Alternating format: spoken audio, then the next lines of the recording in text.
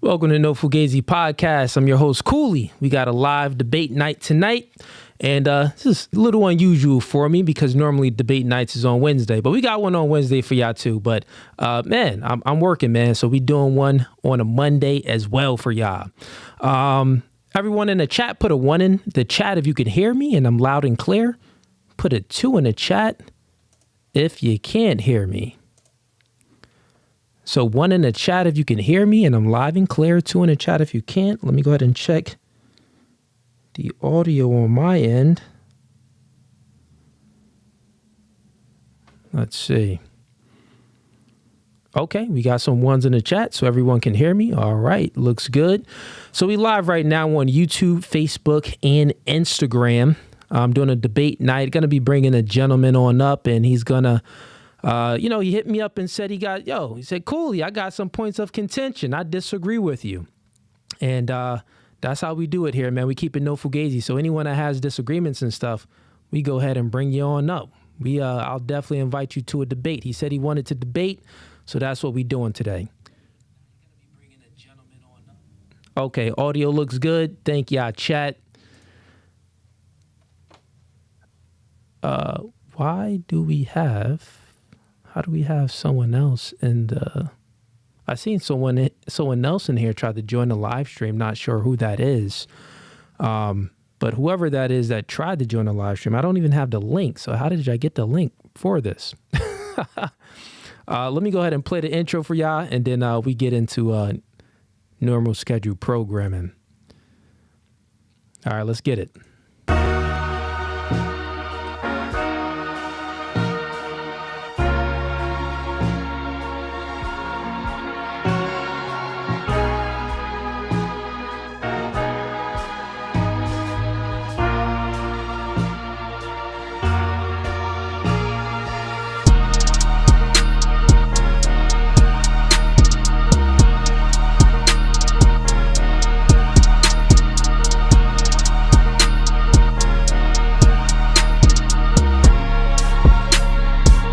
Actually, Gabby, you done. And you want to leave too? This is how our relationship goes.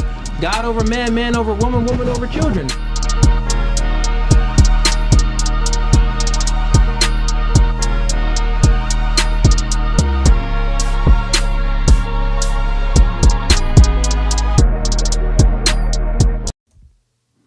All right, chat, we are back. So, once again, live debate night tonight. We normally do these on Wednesdays, but we had someone reach out and he said he wanted to debate. He said, Cooley, I got some points of contention with some of the pieces of the content you make and maybe what you say. I said, okay, let's go ahead and do the debate. We both agreed to it. So right before we bring him up, everyone, don't be a ninja watcher. Go ahead and subscribe to the YouTube channel and like the podcast as well. We're live on Instagram and Facebook. I'll stay live on those two channels for about maybe 30 minutes. Then, the convos, depending on the conversation, if it get a little too hot, I'm going to go ahead and shut those streams down and we're only going to go live on YouTube. But first, we do have a few links in the YouTube description.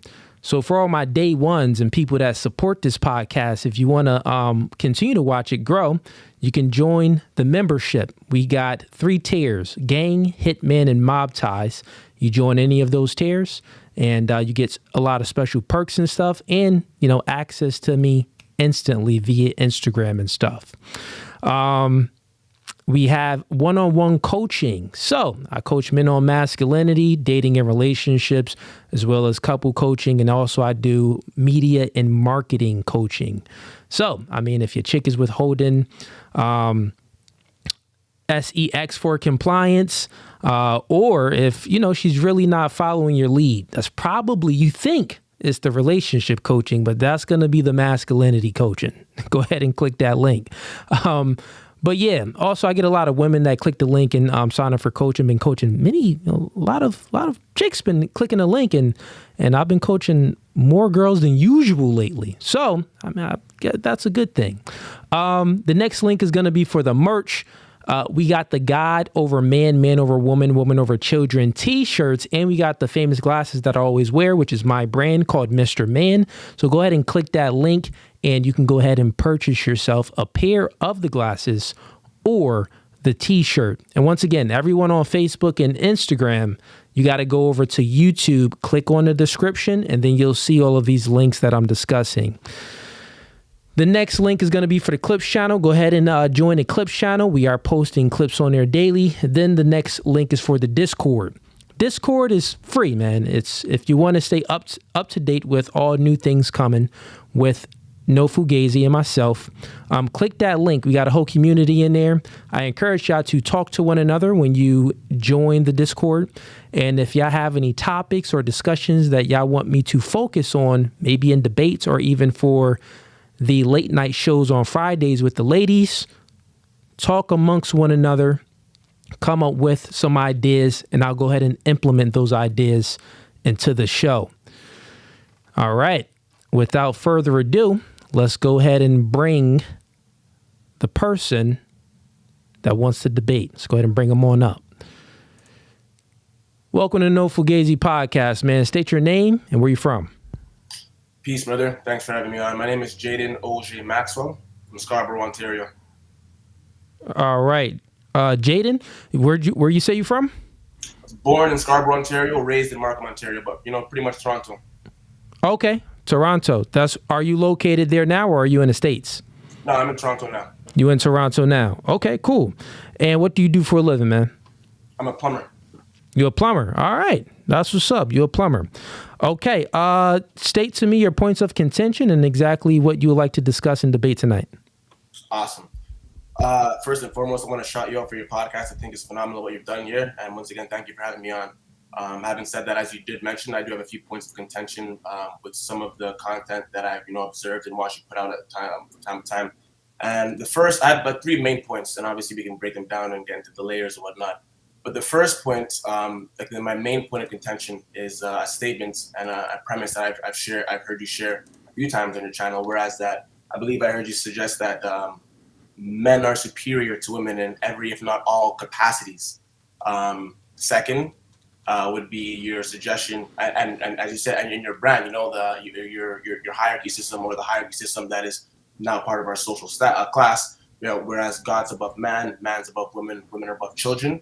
And lastly, I believe I've heard you state in your own words more than one time that you think that it's highly unlikely, if not impossible, or highly improbable, if at all possible, for a woman or women to have the capacity to competently and successfully lead a nation, state, or civilization forward. So those are the points. Your audio got a little low there. Say that last line again. The last line was the suggestion. Can you hear me? Yeah, I can hear you now. Yep. Yeah, was the suggestion that women lack the ability and or are incapable of leading a nation, state, or civilization, competently and or successfully. So those are my points of contention. Okay, let's get into it, man. So I'll go ahead and let you ask the first question since you have points of contention with those. I would say the first one is not totally accurate. The other two, fairly accurate of what you stated. I've stated before on this podcast many times. So I'll let you go ahead and ask your first question and then we'll get into it. Awesome, thanks. I guess my first question, seeing as how, from what I see, correct me if I'm wrong, but, I've been identified as a male feminist. I would like to know your definition of what a feminist is. So many definitions of feminist, but my definition of a feminist is the ideology that someone takes on that men and women are equal, not spiritually in the eyes of God, but equal in sense as the capabilities from a biological standpoint are equal.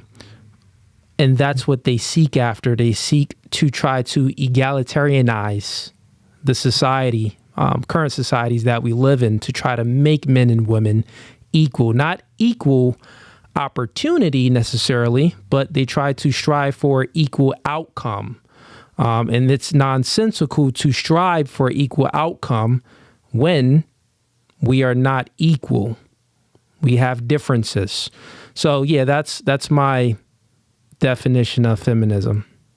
Cool. I guess by the end of the conversation, we can unpack whether or not I fall under that, that umbrella.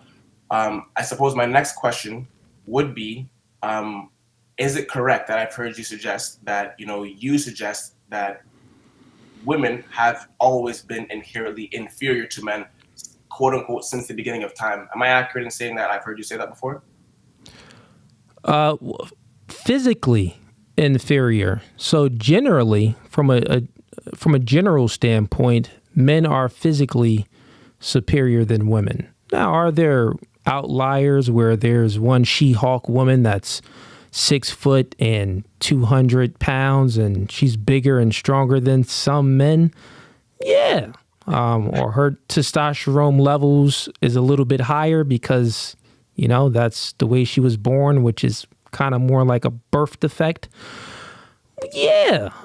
Those are outliers, but general, men are superior physically.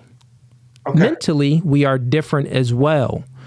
So if you look at the mental capacities between men and women are higher in trait neuroticism. That means that they feel more negative emotions, more units of negative emotions than men generally. Men are not that high in trait neuroticism. Also, women are higher in estrogen. So yeah, they feel they're more emotional and they feel more negative emotions. Men, I'm not saying that we're not emotional, but our chemical balance is just different than women. There's many emotional men and there's many emotional women. We tend to deal with our emotions much differently. So we would say men are aggressive, yes, and women are aggressive. When men tend to act out their aggression, it's normally from a physical standpoint. When women tend to act out their aggression, is more from a character destruction, gossip, and innuendo standpoint. Because they're physically inferior. So since they can't manipulate the world and manipulate force how men can, well, they're just as aggressive. They'll just do it by ruining your character and gossiping about you and doing little things to make you seem less than to destroy a man. So both human beings are aggressive. We just show it differently. So those are the differences. Also, to name some more differences, men are, non-agreeable by nature. Women are more agreeable. So these differences within men and women, this is one of the areas why men tend to make more, because men tend to negotiate a higher pay because we don't agree with what we're currently getting paid. Women, they're a little bit more agreeable. So they don't have the proclivity, the tendency to be non-agreeable and to then negotiate a higher rate. They just take what they can get. Make sense? Makes sense. Cool. And now, sorry, can I follow up or no? Yeah, sure. Go ahead. All right, real quick. So now that I've heard you really break down like where you're coming from and your points that you're laying your the foundation of your premise on, my next question that I want to ask is, when you're making these statements, are you taking into account and or considering the high culture, the Nile Valley civilization, the longest standing and most successful civilization recorded to man thus far? Also a civilization that I should make note was based on a foundation of matriarchy and a matrilineal order, whereas the foundation of the civilization, when we read certain literature by authors like Chancellor Williams, Sheikh Anta Diop, Dr. Joseph Benjamin Yonakinan, just when you read literature of this nature and you look into pre-colonial African civilization and indigenous African civilization that's untouched and untainted by Indo-European or Semitic influences, what you notice is that the amount of time that elapsed with a successful and powerful nation state being ran by women, whereas the rulers were appointed by rule of whom they were born for or who they were married to. My question to you is, are you aware of that aspect of history? And when you're making these kind of statements, are you kind of what I'm trying to say is, it seems like you're overlooking like the majority of history. And these statements are made very loosely, and I'm curious as to whether or not you're aware of this kind of history and or what you feel about it. Got you. So normally when I speak, it's from an is claim, not an ought claim. So normally when I speak of how things are, not how things should be.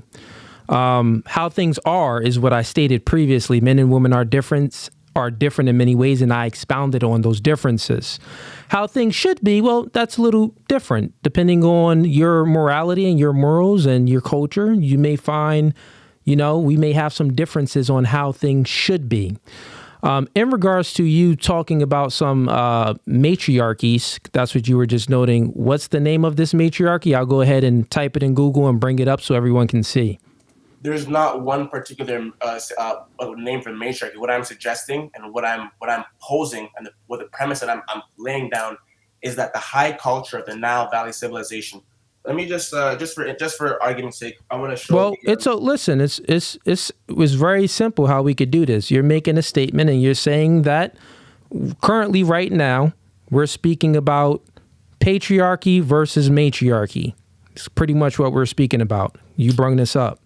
So, I mean, that's what we're pretty much speaking about. So you're saying that, well, are you aware of these other civilizations that was ran by women and led by women? Do I have you correct?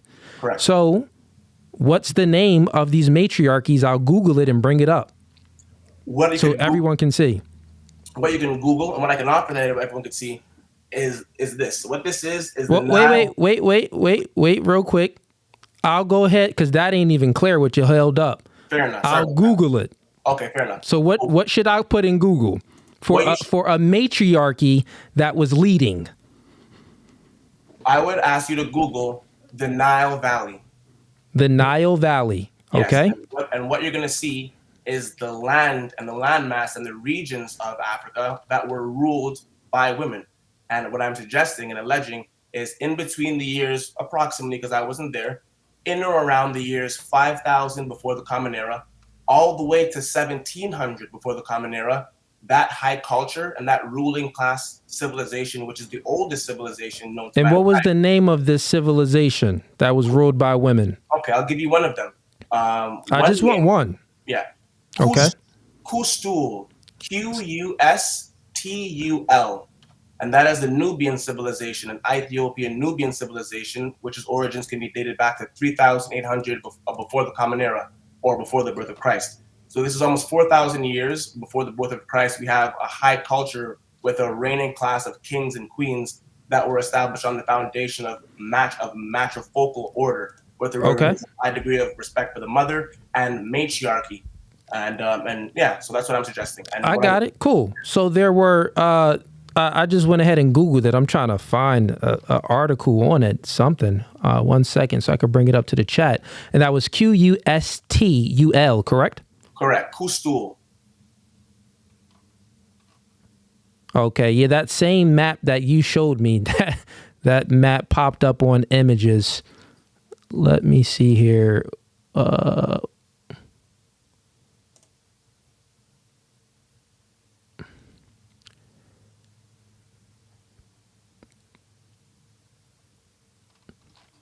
Okay, maybe I could type something in the Qustul Nubia, women-led society, women-led nation. It's probably better.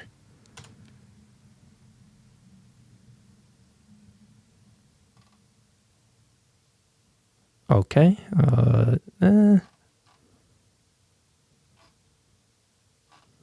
Do you have a link to anything?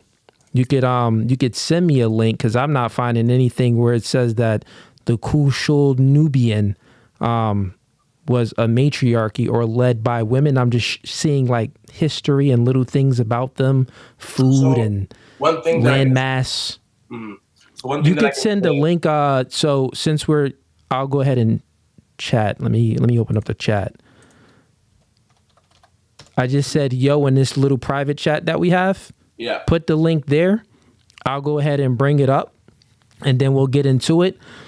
One of the main things that I want you and the audience to understand is currently you're speaking about nations from the past that was women-led.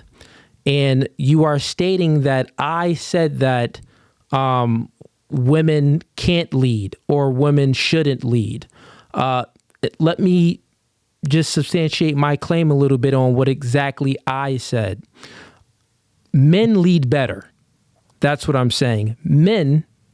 You put men in position to lead because you'll get the best results. When women lead, if they were good, you would see matriarchies currently in society. The reason why you do not see matriarchies currently in society is because women cannot lead good. Understand? Meaning that, sure, it could have been a nation that was led by some chicks, but those nations was taken over by men very quickly. So when you it's like if you let a woman lead a relationship, she's going to lead that relationship to the end. Women naturally don't want to lead. They don't have a natural propensity to lead. It's not in their biology to lead themselves, a family, especially a whole nation. And if you just rewind the tape back, what I spoke about, the differences between men and women from a biological standpoint, they don't have it in them to lead. If you feel more negative emotions, can you lead? No, you can barely lead yourself. You need someone that has more linear thinking, that's logical, that can lead you because you're in an emotional state dealing with the problems in your head, right? Men, we deal with the problems outside in the world because we're not drowned by all of the problems in our head. But I wanted to state that to the audience so we have it clear of you're speaking about history, I'm speaking about now, and now proves that your history that you're speaking about proves my point that women can't lead better than men. Okay, thanks for saying that. So I'll try and obviously keep it concise, and I'll just speak on everything that I feel is worth speaking on. So first things first, I will send me that. I'm sorry, I don't mean to cut you off, but I do want to send me that link. Yeah, I want to bring that up for the chat. So in regards to the link, what I can share with you in the audience, and I didn't really share too much. I'll try and keep it concise. My day job, I'm a plumber, but after hours, as I mentioned to your team, I'm an up and coming historian, scholar, and public speaker. So I don't really invest my time too much into censored sources. What I have is source literature from the founding fathers of the subject matter that I'm studying. Once again, authors like Sheikh Anta Diop. And these individuals, feel free to look up Sheikh Anta Diop. Send it to okay, so yeah, if you could just get me a link from anything that may be anything. Fair enough. Okay. So there's that. And then moving forward, what I can say is that you made mention that you made mention that the reason that these nations are no longer ruling are because, I'm paraphrasing, of course, that they were able to be overcome very quickly by men, and that's why they were incapable and/or inequipped to be able to rule. So once again, as a historian, I'm going to challenge that statement and inquire: are you aware of the amount of years, centuries, and millenniums that it took for the Indo-Europeans and Semites to be able to successfully overcome the Nile Valley high culture? Because if you're aware of that, I would challenge you to look into these things. And what I'll tell you is that it took about 1,200 years of about 6 attempted genocides and coalitions of mass hordes of aggressive people that were chipping at the wall of a high culture. And you're saying that you're saying that this culture was led by women for 1,200 years. No, you forgot the date, so I'll run it back. What I'm saying is that the Nile Valley culture of Africa, if you read an Egyptian text known as the Papyrus of Hunifer, they'll say that they came from the mountains of the moon. The mountains of the moon are the Mount Kilimanjaro in Tanzania, Mount Ruwenzori in Uganda, and the Choki Mountains in Ethiopia. So that goes from the heart of Africa, 4,100 miles northward. They call it going down north towards the Mediterranean. And so what I'm suggesting is that 4,100 stretch is a cultural highway. And I can show you, I can source text, I can source as an antiquarian. Yeah, you're stating things geographically, which is fine, and historically, which is fine. I'm not speaking about that.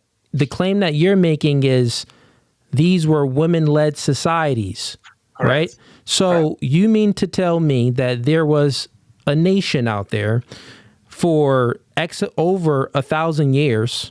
Do I have the numbers right? No. Closer to 4,000 years. Okay, 4,000 years, even more years, 4,000 years that was led by women. Correct. Got it. And how, now let's just speak about this logically, right?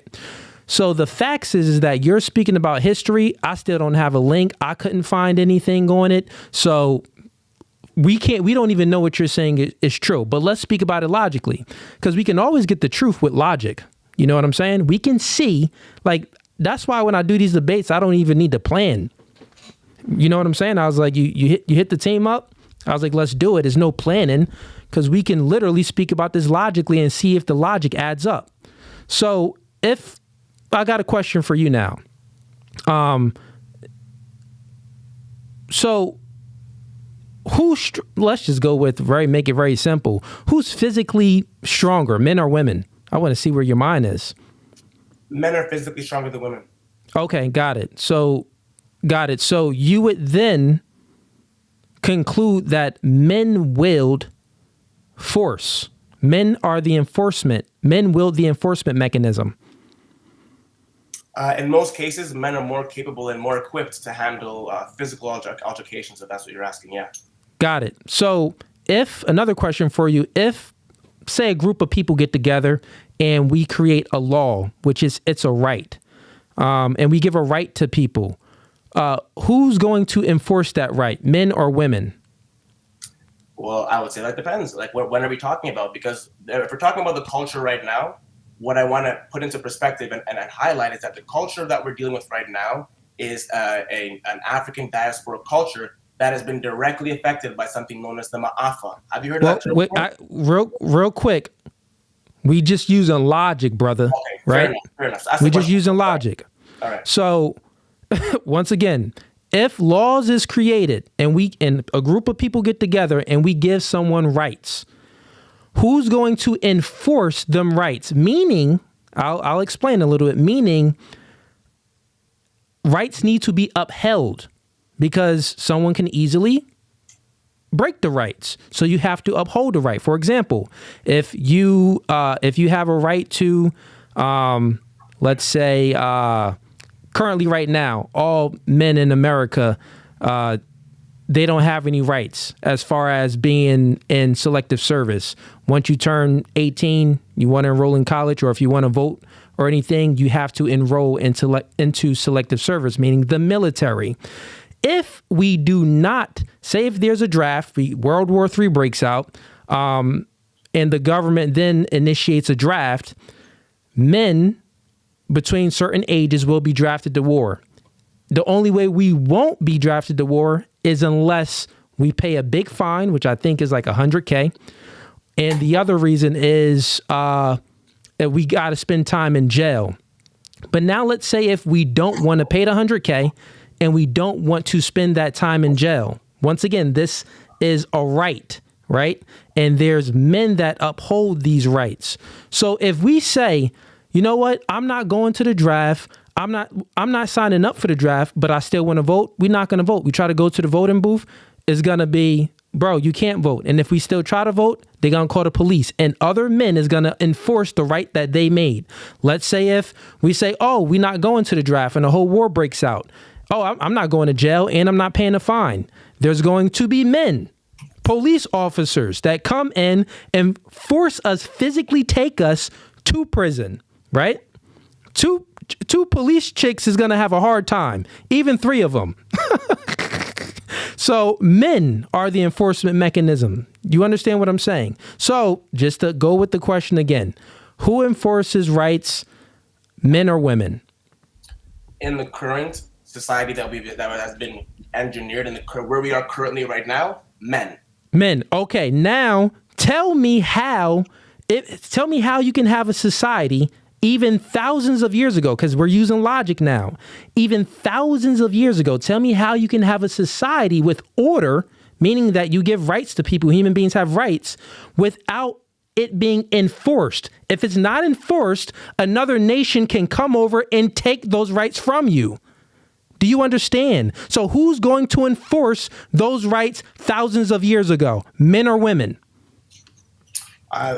if you looked at the historical record, what you'll notice is that not only one woman did that, but many women did that. Many queens did that throughout a very lengthy point in time, and there are records of that. So what I would Okay, suggest, so many. 1 second, please, 1 second, please. I'll let you expound. Go ahead. Thank you. So what I would suggest is that, once again, if you look at source literature like Chancellor Williams' Destruction of Black Civilization, Great Issues of Race from 45 BC to 2000 AD, you would learn that in pre-colonial Africa, in the same Nile Valley civilization, 4,100 mile stretch of the continent of Africa, the civilization and high culture thrived on what's known as chiefless states, where there wasn't a need for jail. There wasn't a need for police officers. Why? Because the elders, men and women, would uphold the law. They would hold counsel, and everyone was held in order because everyone knew the law. Everyone was a lawyer because everybody knew the law. And outside of that, when instances came where there were foreign colonial powers, you had queens like Queen Hatshepsut, who existed around 1,500 years before the birth of Christ, who operated a nation and was doing commerce. I also heard you suggest that women didn't do commerce. There is history where that is not historically accurate,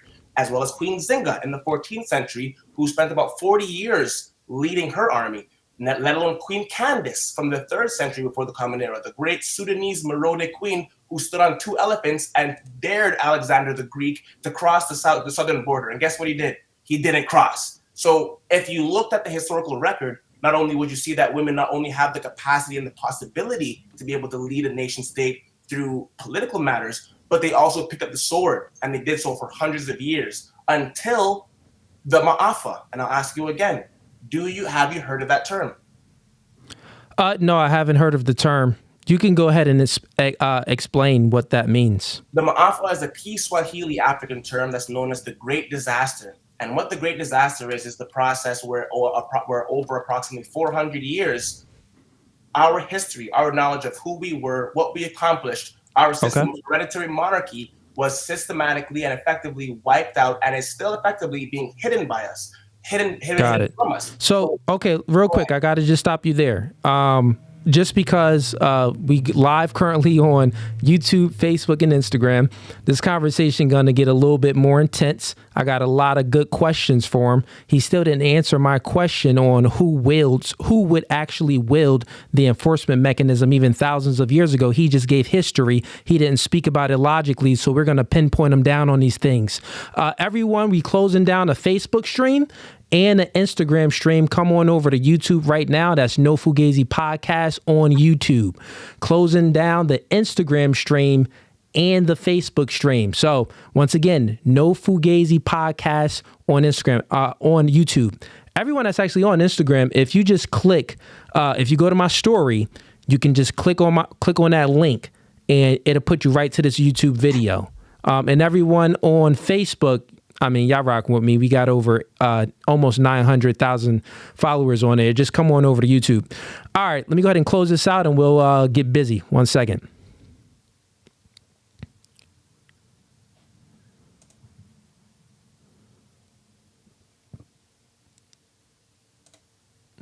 All right, Instagram's close down the book.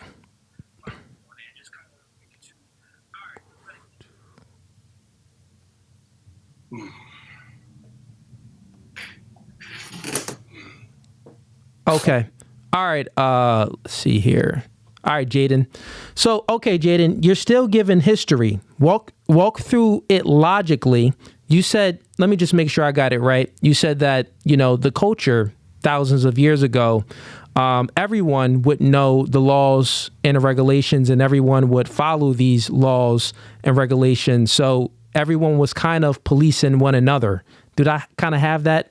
Right? What you mean? I can rock with that. Yeah. Okay, cool. So everyone was, because we're going to speak about this logically to see what you're stating makes sense. Because education is indoctrination currently, meaning that you can read books, but it indoctrinates you. You're not really thinking about things logically. So we're going to do that today to test it out. So you said that, okay, these people would all know the laws and they would police themselves. Let's still peel back the layer. If something happens, right, and things need to be enforced, for an example, you get a parking ticket.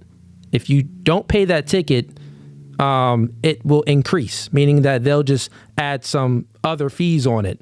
And if the months and the fees add up, In time, if you get pulled over and you got all these tickets, it's going to be a cop that comes like, listen, we took your license away because of this ticket wasn't paid. We took your registration away because this wasn't paid. Now you're driving without a license and without a registration. You need to come with us. If you say no, these cops are going to pick you up, put you in handcuffs, and arrest you and put you in jail. So this right needs to be enforced, right? And generally, as a whole, since men are physically superior than women, we are the enforcement mechanism, meaning that if you are going to have a group of people that actually enforce something, you're going to put the best person in charge. You're not going to put the weakest person in charge. You're going to put the best. Women are taller and stronger than men. So think about it. It was his first assassination attempt. He had those 2 little woman CIA cops right there. It was a clear target for his head because the people wasn't even tall enough to cover Trump. So with that being, we see it all around, right? So this is logic speaking. Thousands of years ago, my question for you, who will the enforcement mechanism, men or women, to actually sustain the nation? Thanks for the question. So I already answered it, so I'm not sure. No. You said that you didn't answer it once again because I peeled the layer back. Let me just make it clear, be real clear and concise. What you said again, people police themselves. So it really didn't have to come to that because this culture, people knew the stuff. And I would say the same thing. There's so many people that know not to speed. There's so many people that know not to run red lights. We know these rules and regulations. There's so many people know not to sell drugs, but people still break the rules. So you mean to tell me that human beings was entirely different thousands of years ago? No, human beings wasn't entirely different. We have these same immoral natures about us that we do now that we had thousands of years ago. So yeah, people would break the rules just like how they do now, just like how they did thousands of years ago. So the question is, if they break the rule thousands of years ago, who do you think is going to actually enforce the rights, enforce the rules to maintain and sustain a good nation, men or women? Women. And now give me 30 seconds and I'll give you the second part of the answer because what you just said was give me 30 seconds. Listen, hear me out. I got you, bro. Okay. Go ahead. 30 seconds. Because what you just gave back to me. The question is how. Go ahead. What you just gave back to me was the second and last part of what I said. That was building on what I initially said. And I do speak quickly, so maybe I'll slow it down.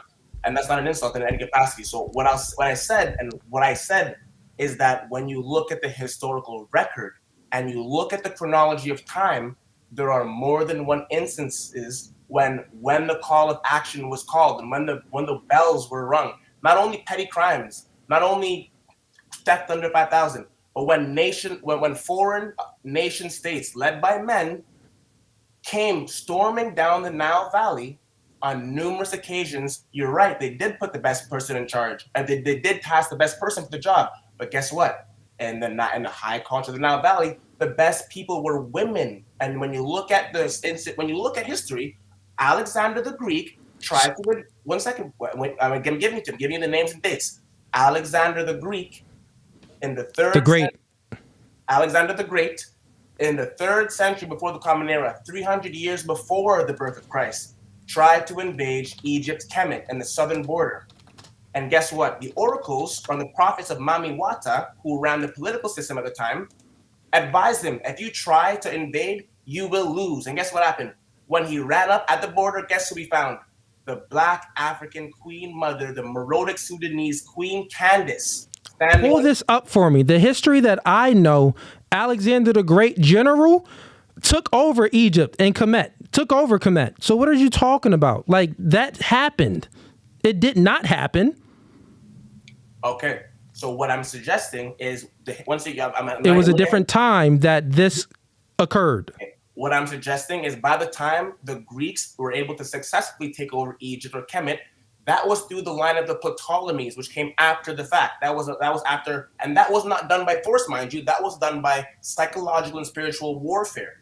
So real quick, are you saying that when Alexander the Great General actually took over Kemet, which is now named Egypt, he took it over at the time where it was men-led and not women-led?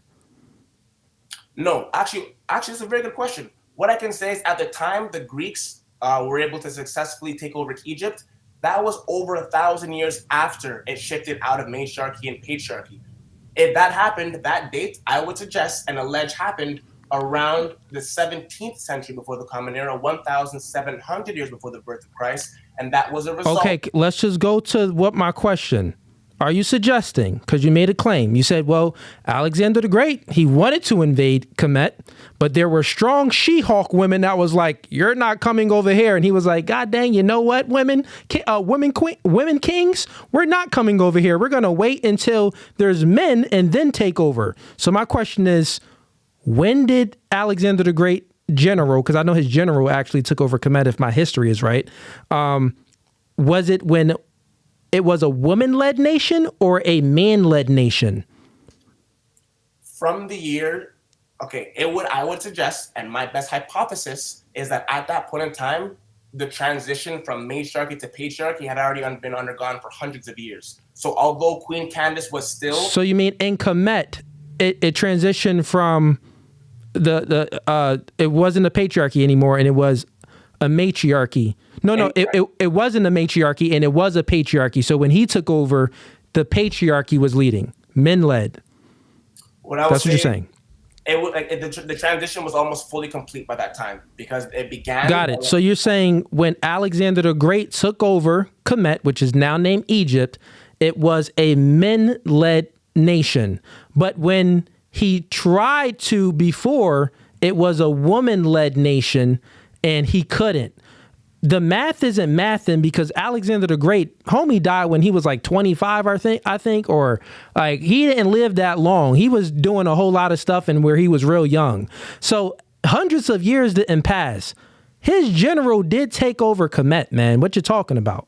And as I just said, the general you're talking about are the Ptolemies, and I already said that, but you're not hearing me, so I'll say it one last time. Okay, got it. No, I understand what you said. So. Okay, but you're still stating that he couldn't take it over because the women was too strong. That's pretty much what you're claiming. The women was too strong back then. The men were weaker.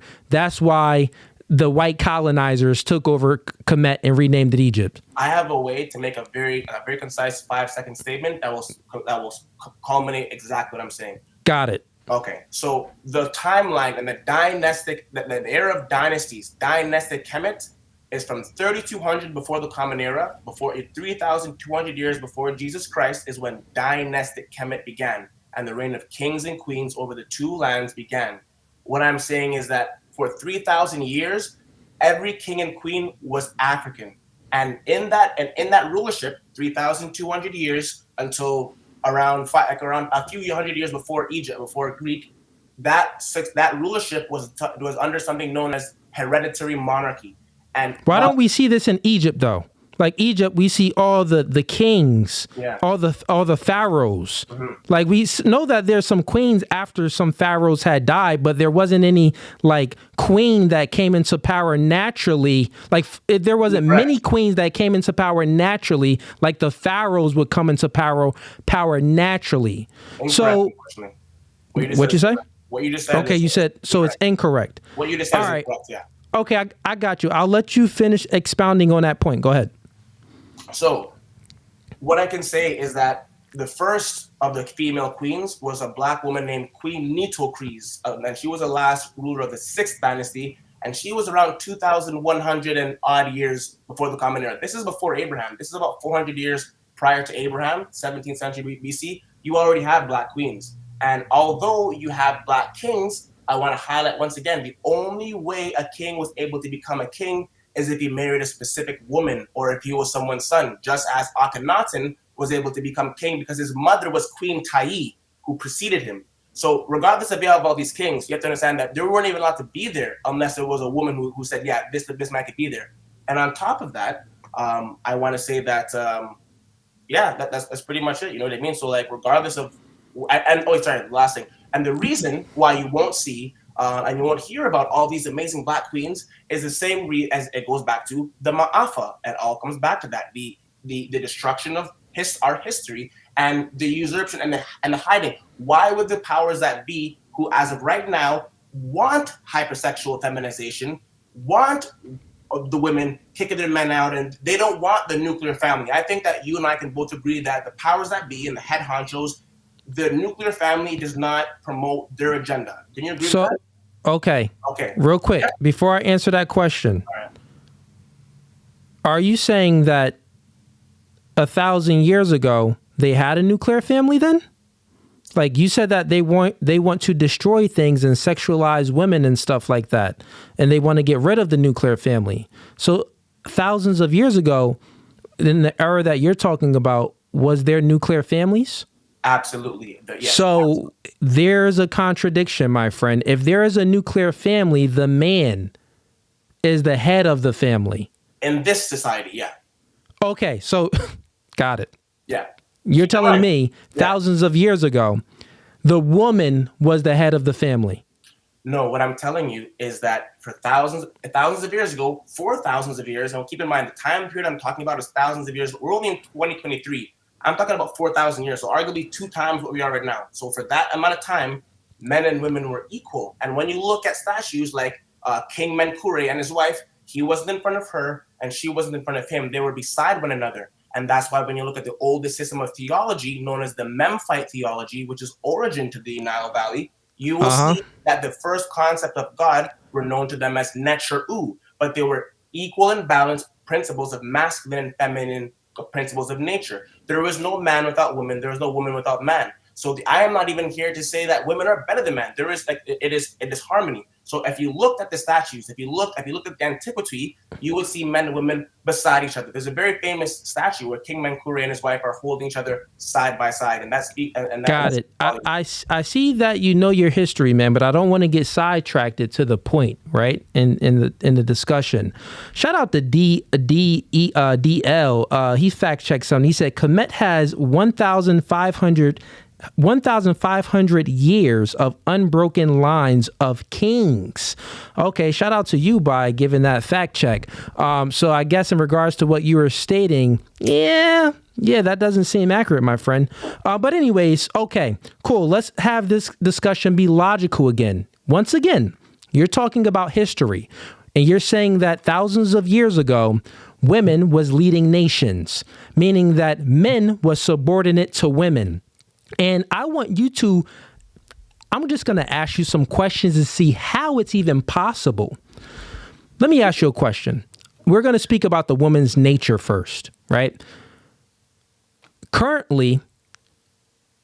Women today and currently women thousands of years ago, there's only 2 things. There's nurture and there's nurture. Meaning what? There's what? I didn't hear you. There's nature and there's nurture, right? So the nature is the biology, the natural proclivities and tendencies that men and women tend to have.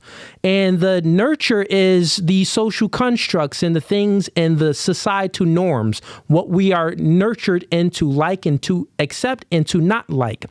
So when you're speaking about thousands of years ago and now, the nature is still the same in human beings. So I'm going to ask you a question about woman's nature.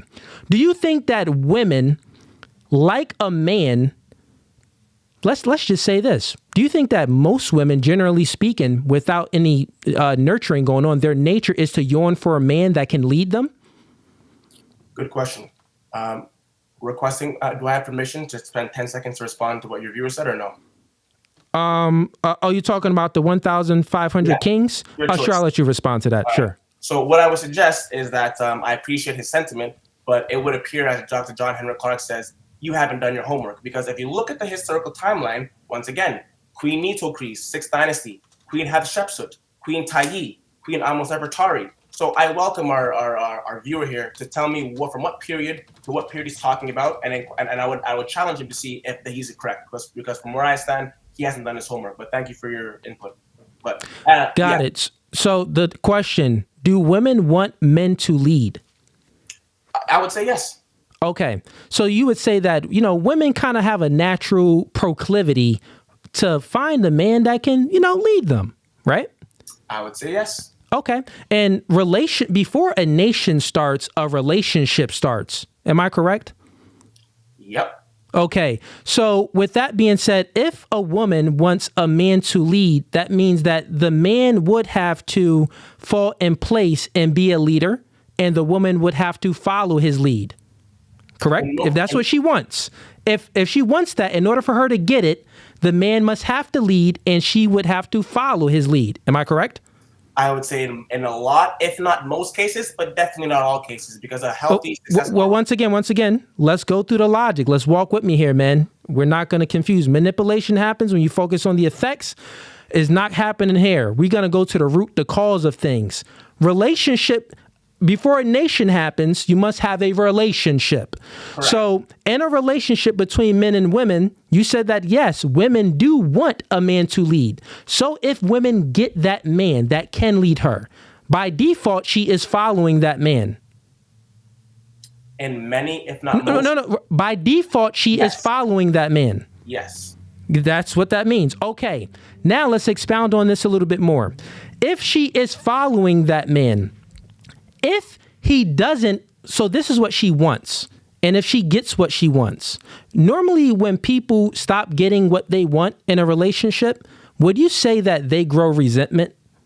For the most part, yeah. Okay, got it. Women want a man that can lead.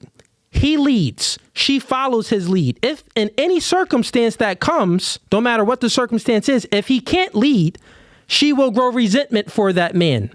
So you mean to tell me that in order to create a nation, we need to have a good relationship. So you mean to tell me that this order of a relationship changes from a nation? How does that change if the woman wouldn't grow resentment by men? That means that if women are leading a nation, she's looking down at the men. She's growing resentment for those men. Therefore, it wouldn't even exist. So we're not even speaking about the physical aspect. We're speaking about the mental aspect, brother. This is what I want you to do, man. This education got you all confused. Education is indoctrination. It isn't true. We having a logical discussion and your logic doesn't even add up. All right. Can I respond? So tell me logically, forget the history. Forget the books you was reading. Let's speak about it logically. Tell me how a woman is going to lead a man and lead a nation if she don't even want that man leading a relationship. Perfect. Thanks for your question. Before I answer, I have like a multi-layered answer. So can I ask you, if you don't mind, would you be able to tell me what senses the humans have? What senses we have to perceive things around us? Seeing, touching, hearing, tasting, and smelling is our 5 senses. Yeah. Okay. Thanks for your answer. I would argue and I would challenge you to remember that humans have intuition.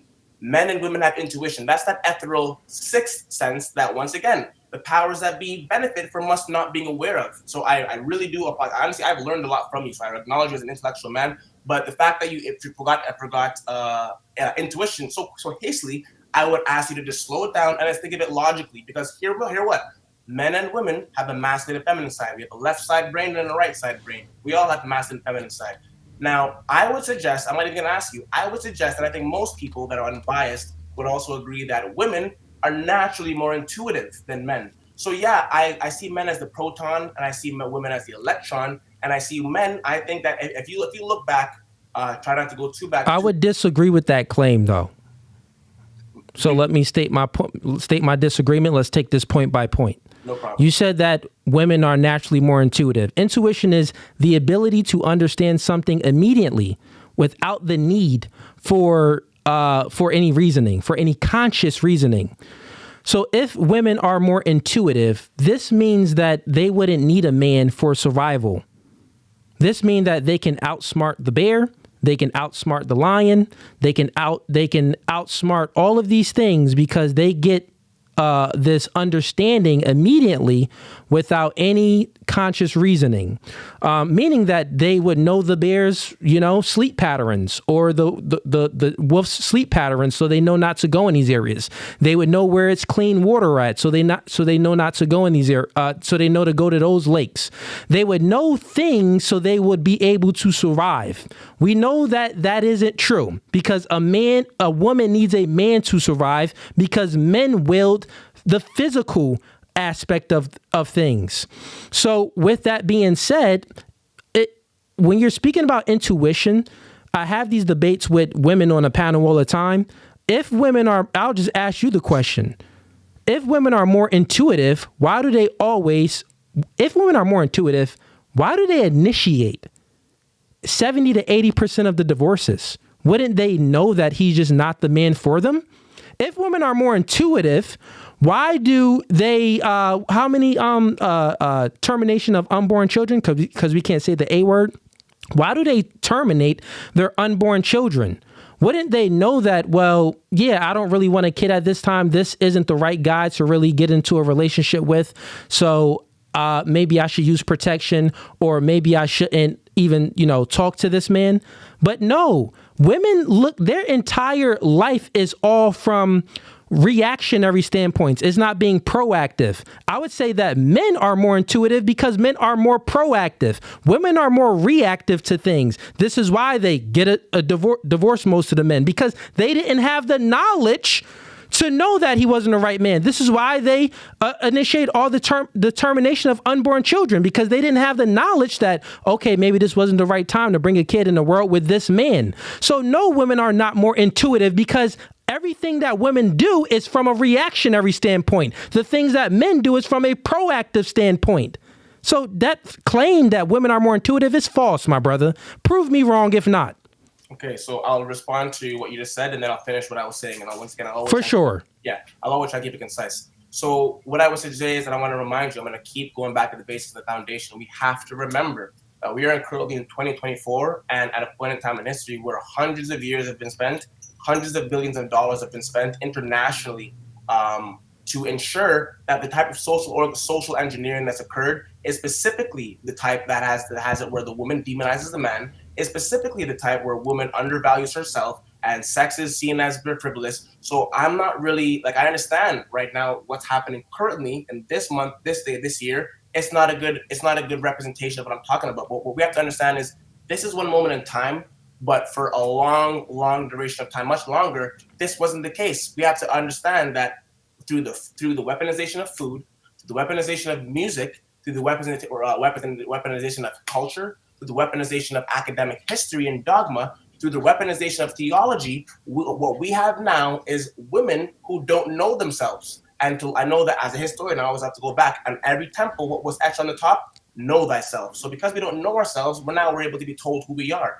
But we can't. You can't continue to look at what we're only dealing with now and saying women can't, because there was a point in time, once again, historically, when women were and now that point's closed. Now intuition. I'm going to finish what I was saying.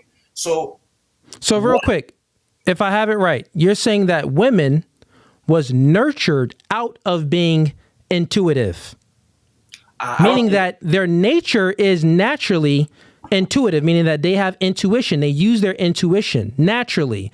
But with all of these, that's what you're saying. You said with music, with culture, with society currently right now, they've been nurtured, meaning socially programmed, nurtured out of their natural norms to be intuitive. Do I have that correct? I believe so, but just to say that as a base statement, the weaponization of all the facets of what culture and society is now in this Western Hemisphere has pretty much destroyed what a woman in her most powerful self is. So to continue and close off on intuition, what it appears that I saw you do is Google some kind of a definition of intuition and read off of Google. I want to remind you, there's something called censorship, which I believe you're aware of. If you Google right now, so say I just told you this thing. Give me your definition of intuition. Can I give you an example? For sure. Okay. Actually, I think I can give you a definition and an example. So my definition of intuition is the ability to be very in tune with the matters and aspects of reality that can't be seen in the quantum realm. Things, you understand, we're in the third dimension. A lot of things that happen that we can't see. How is what you just said different from the Google definition? Read your definition if you don't mind again, please. Because once again, man, we're gonna have a logical discussion about this. What we're doing. So got it. So I'm gonna go ahead and read the definition: the ability to understand something immediately without the need for conscious reasoning. Now, your definition was, if I have it right, correct me if I'm wrong, you said that They know things. Kind of actually you reiterated a little bit of what you expounded on. I agree with about 95% of that definition, but I don't find the necessity to insert the word immediately. That's like, who's to say it has to be done immediately? That's not for us to say. And as an example, just to finish off on intuition. Wait. So here's the thing. Like, this doesn't make sense, right? If you need time, in time, we could gain knowledge. That's what that is. It takes time to gain knowledge. In time, we can, look at the pros and cons and deductive problem solve and distinguish the differences and similarities. In time, it takes us time to do that. And then we can discern, meaning to make good judgment, the right path to make. So if it isn't immediately, it isn't intuition. Can I respond? Because if it's not immediately, it's the same thing as any human beings can do. My nigga, I got a little time. I knew this chick wasn't for me. Got a little time, man. I knew she was a whore. Little time, I got to stop hanging out with them boys. They smoke too much. I didn't know before, but in time, I knew more. So time is knowledge. Intuition is without time. It's immediately. So the reason why I'm not eager to jump on this word immediately, because I'm not sure if you mean like within a fraction of a second. And what I'm suggesting is, considering the fact, like, what I'm trying to suggest is whether it's a fraction of a second or 40 seconds or 5 minutes, it doesn't change the fact that for hundreds of years we're born and raised, and I believe if you speak unbiasedly and honestly, I believe we're born and raised understanding what it means to have women's intuition, mother's intuition, third commercial. I think that we were lied to for many years that mother intuition and women intuition is a thing. I don't believe those things. No, any logical right mind person, we don't believe these things, right? So intuition, how I think of it, in order to know something immediately, because I'm a man of faith, and I would say in order for me to know something immediately, normally, if we're not speaking about faith, real quick, let me just speak about it logically. Human beings are a product of their experiences. So what I experienced in life, I gain knowledge from. What are memories for? Memories is for a lot of things, but one of the main things is to extract out lessons learned. So when I experience stuff, I extract out lessons learned, and then if I'm a wise person, I'll embody those things. And since I am embodying certain things, the more things I experience, I'll know things immediately based off of my experience. Like, oh no, I've been through this before. Oh, this person said that before. No, it means this. It doesn't mean that. Let me go ahead and walk straight. Let me go this way because that way is bad. So from experience, you know things immediately. And generally speaking, women don't have more experience than men. So in what capacity? And just overall in life capacity. I mean, men work the harder jobs. Men have a natural proclivity to gain more experience because women like experienced men. So we go out there and try to conquer the world because, one, we have a natural propensity to compete, but then also we know the byproduct of our experience and accomplishments, women find that attractive, which will get more chicks. So we are actually incentivized to have experience. Women are not, because men aren't attracted to experience like women are. Women are there to be more modest, be more pure and stuff like that. So that's inexperience. The more experience, you're not pure. The less experience, you're more pure. So I would say, generally speaking, women don't really seek experience like that. What they do seek is finding a man that can give them experiences. Okay.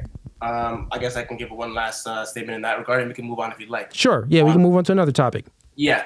So I want to highlight once again that when it comes to matters of intuition, when it comes to matters of sight beyond sight, if you want to coin that term, once again, I know it might be boring to always go back to history, but when you look at, once again, the historical record, what you'll notice is when it came to the rise and fall of the civilizations that gave birth to the Western civilization, the rise of Greece, the rise of Rome, it was very common knowledge that men from far and wide would travel umpteen amount of miles to go and seek counsel of women specific women being the women in the high council that were known as the Mami Wata. If you look that up, what you'll know is that whether it be Alexander the Greek or anyone else of any significance, it would have been foolish to try and embark on any kind of military campaign without seeking the oracles. Even Alexander the Great, he's known very historically to be seeking the counsel of the oracles of Amun, the temple of Amun, and those are women. So if men have an equal and or more of a gut feeling, as I say, everyone in the chat say intuition is a gut feeling, why do we not have a history of people seeking counsel of prophets, of men, to be able to give their intuitive or give their cosmic or give their ethereal perspective and their transient perspective that we don't have as much of a connection to? And then the last perspective, I understand what you mean about, people walking through the bush or whatnot. And I want to just finish up, I think, saying two things that'll take less than 30 seconds. In my perspective, this is a hypothetical scenario. Okay, real quick. Let's hit this point by point, right? Because just hold what you're saying. I'll let you say it right after this, because you said some stuff I need to respond on. If not, when I hold these debates, it's fun to just, do a whole lot of talking and when you're making a claim. But even when I go on my, on my rants, if you don't understand something, or if you want to, if you have a point of contention of what I'm saying, you could kind of say, hey, let me share my perspective on that. So what you're speaking about is men seeking counsel from women, and there's always been simps. Always been simps. Alexander the Great's a simp. Always. I'll tell you clear, man. There's always been simps. So there's always been men that aren't in position to they don't have the GMAC like the good guys do that can court and pull a whole lot of women. So these simps, what they do is acquiesce their behaviors and pander to the woman's way of life, way of thinking, and they would change their behavior to get some type of sentiment from these women. There's actually, I forgot the fish, but fishes do this too. I forgot the name of the fish, but there's a certain fish that's called the sneaky effer fish, meaning that he'll wait around and be like, he'll wait around. He'll see the masculine fish like talking and mating with the other fish, with the woman fish. And then once that masculine fish goes off, he's waiting around on the side, and then he'll swim up and sneak. And then while the woman fish isn't really looking, he'll go ahead and get it in with the woman fish too. Like, yeah, let me go ahead and get it in with you. So he kind of like blends in as one of the other little womanly fish, and then sneak up and he F's the woman fish. And there's men just like that in the real world, just like them fishes are. So there's just simps out there that don't really have the game, the facade, don't really have the game, the techniques, and masculinity to garner the attention of most women. Okay. I'll tell you this, there could be exceptions to the rule, for sure. There, just to expound on a little bit more, there could be exceptions to the rule where it's like, maybe there is a woman, because there's been like prophets even in the Bible. I think Deborah was one woman prophet, meaning that she got knowledge from the higher power. She had like a gift, and that's totally fine. Women are definitely gifted. Women are beautiful. They're wonderful. But to say that this was a norm, like you're saying, that's silly. An exception? Sure, there could be some wise women out there in the past and even currently that maybe a few men sought some knowledge out about some things, but there isn't a norm. For the most part, you know what the norm is? It's men and women seeking knowledge from men and other men seeking knowledge from the top tier men. There's always been a hierarchy, but I'll let you expound. So awesome, thank you. So what I appear, I can just share what I appear I just received from you and what my experience is, or what my take is about what you just said. So it's a little bit disingenuous, to be honest, because what I just said, and I'll repeat it for you in the chat, is that for hundreds of years, we're not, what I just said, I'm kind of baffled that I said military generals like Alexander the Great, who have the guys who are not simping, guys who have the bounty, guys who are running around with they have what they need. And what I'm trying to say is that to say that that was the norm whether it be the military generals of Germany, of Italy, of France, it was common knowledge that assuming you try to expound on and go through with the military campaign without directly traveling and seeking the counsel from the Mami Wata prophetess era, you would be considered a fool. So what I'm saying is that I understand that, like, it's very easy and convenient, to be quite honest, to suggest that, oh, maybe there was a wise woman here, or oh, maybe a few simps. But I would encourage you, as well as the chat, to look into this book here. And this what this book is called is The Sibyls, the ancient prophetess of Mami Wata. And if you look through this book, we don't have to go through it right now, but you will find instance after instance of century after century. It was common knowledge. Logic. The thing is, what you're saying, you're still going through some, you're bringing up books and stuff like that. I'm bringing up history.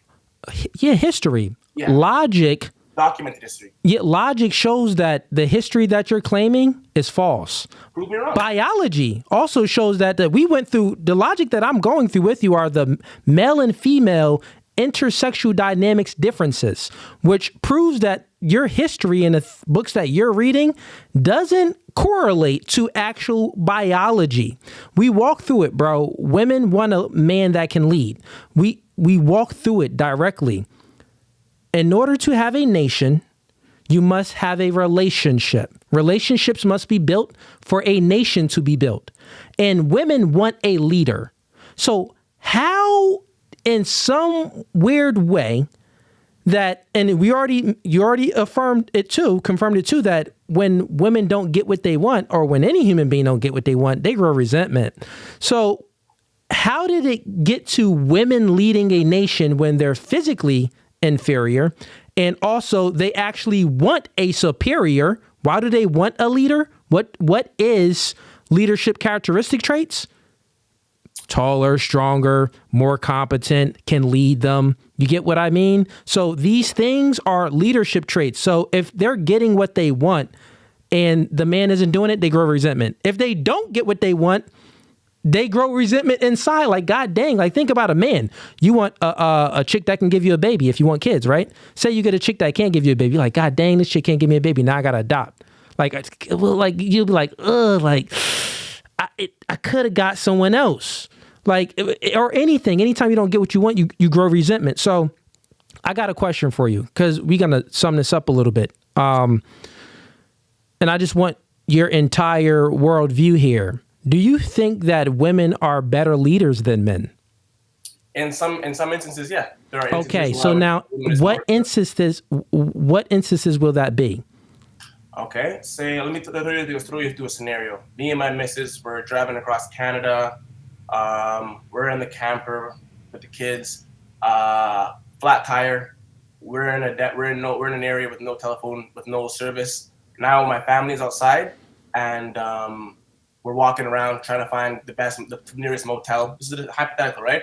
What I can tell you is, unbiasedly, if I want to speak unbiasedly, just genuinely, I think that me, as well as a lot of other men, would, in that scenario, if I'm walking somewhere with my children and I'm just thinking, let's go this way, we're going this way. If my wife taps me on the shoulder and says, you know what, babe, I got a feeling like I really think we might go this way, I'll tell you what, a smart man's gonna listen to his woman, because there's a very good chance that she feels something that she may or may not be able to express, or she knows something. And any man that acknowledges that sixth sense, which you didn't remember about, intuition and ether, will acknowledge that there may very well be something that I don't feel. I might be more equipped to be in front of her, chopping bushes and throwing up and pulling up my ting if someone wants to approach. But in a situation where all lights out, no cell phone, and I have only my gut, I'm gonna trust that woman. I'm gonna trust that woman. So if you don't, that's on you. But I would say that the military generals and the people who ran campaigns to further Europe, they trusted women.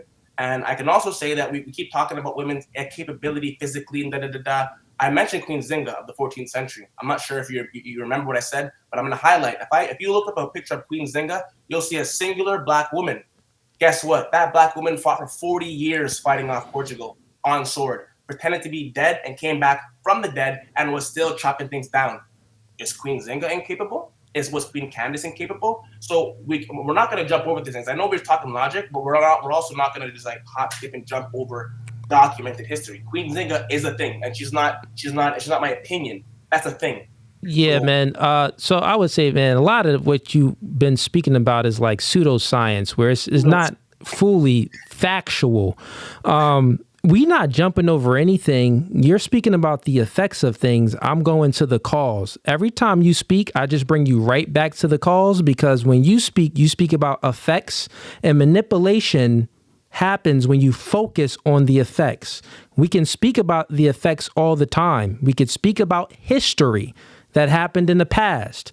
When we speak about the cause, we got to speak about how things are. So what we truly know, and that is the male biology and the female biology and the natural proclivities that male and females have. So let's just bring it back again, right? You said some things where in that scenario, a man, that you would listen to your woman if you didn't know where to go. And it's not to say that women don't have a voice or a place in a man's life. No, a woman is there to be the man's helpmate. And I think that the man should consider another perspective and point of view. He wouldn't be a good leader if he didn't consider another perspective and point of view, and this would be coming from his woman.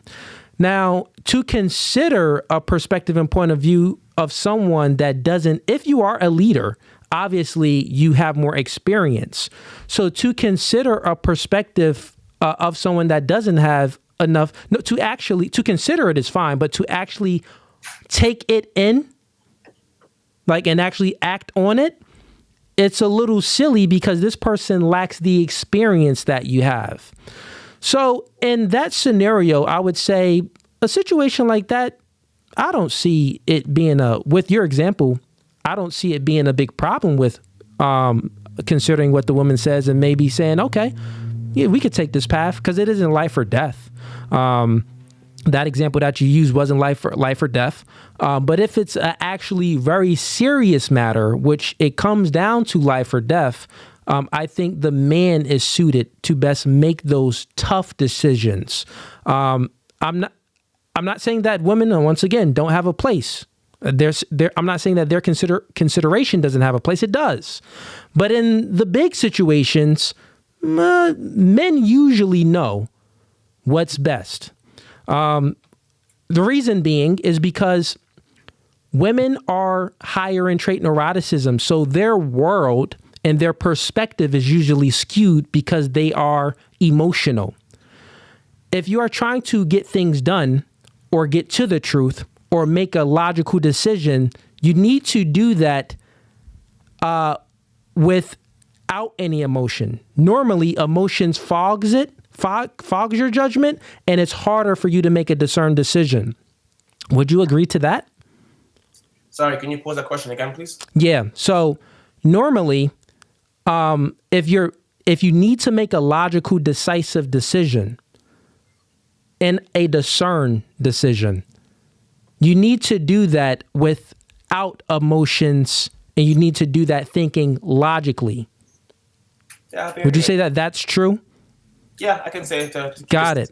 So if that is true, and we know that the woman biology embodies, she's higher in estrogen, she's higher in trait neuroticism, so she feels more emotions and more negative emotions from a general standpoint. There could be some circumstances where there are women that is lower in trait neuroticism and they don't feel as much as emotions as men. And those women normally exceed in a lot of things. They climb up the corporate ladder. They climb up, the ranks in society. But generally, most women, they feel more emotions than men, and they can't make discerned, decisive decisions. So with that example that you used, it's a cool example, but who's to say that she's not, dwelling in her emotions and not thinking logically? The man is a logical thinker. So why would he listen to an illogical thinker? The person that is flooded, their logic is being fogged by emotions. It doesn't make sense. This is why men lead and women follow. It's from a biological standpoint. Forget history, my young brother. I mean, history is cool. Don't forget it. But like, God dang, if you go to the biology and then you go ahead and mix the history, you'll get more to the truth, because history is like his story. And then not only that, a lot of this his story is from people that come from single mother households that's been broken and that's looking to find some type of power because they're insecure. So they'll make up some delusional pseudoscience history to make them feel good. Like, oh, we were, women were this, or, black men were this, and all of these things. Like, come on, bro. You speaking from emotionalism. You speaking from a dude or from a woman that really, like, you insecure. It's not coming from any base reality standpoint. But anyways, man, yeah, bro, let's, I'll let you ask the next question, and then let me see if we got any super chats. Hey, chat, if y'all got any questions, go ahead and send in a super chat for Jaden. Or if y'all got any questions for myself, send in a super chat. I'll be reading all super chats that y'all send in. We got a couple of them here, but if y'all actually have questions, go ahead and get those super chats in now. I'll leave it up to the chat to ask questions after Jaden gives his last question to me. Okay. I guess my question to you is, are you aware that this system of hierarchy, whereas God's above man, man is above woman, and women are under children, are you aware that that is ominously similar to the racist Veda caste system that was established in the Aryan aspects of India after the 15th century BC, where the new Indians established that the fair skin, the more fair skin you are, the Brahmins are closest to God, and the Sudras, being dark pigmented people, are under God. So my first question to you is, one, are you aware that you establishing a system of hierarchy is ominously linked to a racist system of hierarchy through the Veda caste system of India? And two, are you aware that when you make statements like women are helpmates, are you aware that that statement is only as valuable as it goes as its origin in history, which is very young? That's a Judeo-Christian ideology that women are helpmates. And what I would say is your great-great-great-great-great-great-great-grandmother was not a helpmate. She was a sovereign queen mother, very likely. So once again, my question, are you aware that the statements that you're making are confined and bound by Judeo-Christian ideology, which is very young? Okay, so once again, you're asking me a question, am I aware of history? Yeah. I'm going to do the same thing I did with you before, and let's see if this history that you just stated actually is logical and makes sense. We're going to walk through it again, brother. We're going to walk through it again. How did you just say it doesn't make sense? Like, real quick, you stated something, and we're going to see if your history actually makes sense. Okay. So you said that, am I aware of all of these things, and how, the God over man, man over woman, woman over children, how this was, brought about with some races and stuff like that, meaning that it's lies. It's just an ideology. It holds no reality. So you're saying that it doesn't hold any reality, pretty much. That's what you're saying. So now what is logic? Reality. We're going to see if God over man, man over woman, woman over children holds any reality. Who do you think can lead better? God or man? I'd say God leads better. God leads better. Got it. Who do you think generally leads better? Man or women? And all generally as a whole. We know that there are outliers. It could be a She-Hulk that was slapping people around, but generally, you know what general means? Yeah. The overall majority, the majority. Yeah. I would say that generally speaking, confident masculine men are more equipped to lead. Got it. You see the order already? Who do you think generally can lead better, women or children? In most cases, women. Not all women. cases. You just confirmed the order right there, bro. You sound like one of these chicks that I have on a podcast that I got to walk them through the logic. God over man, because God can lead better than men. Generally, it's only one God. Man over women, because man can lead better than women. Generally. So there's That there. Then there's women over children because children don't know anything. They don't have any experiences. Women can lead better than children. So that's the order, brother. So what you just said based off of some racist system is nonsensical, and it is a lie, which proves that the books that you're reading is false. It's pseudoscience. What I am speaking is reality. It is facts. Rooted in our biology, brother. Can I touch on that real quick? Touch on it, man. No Diddy, though. No.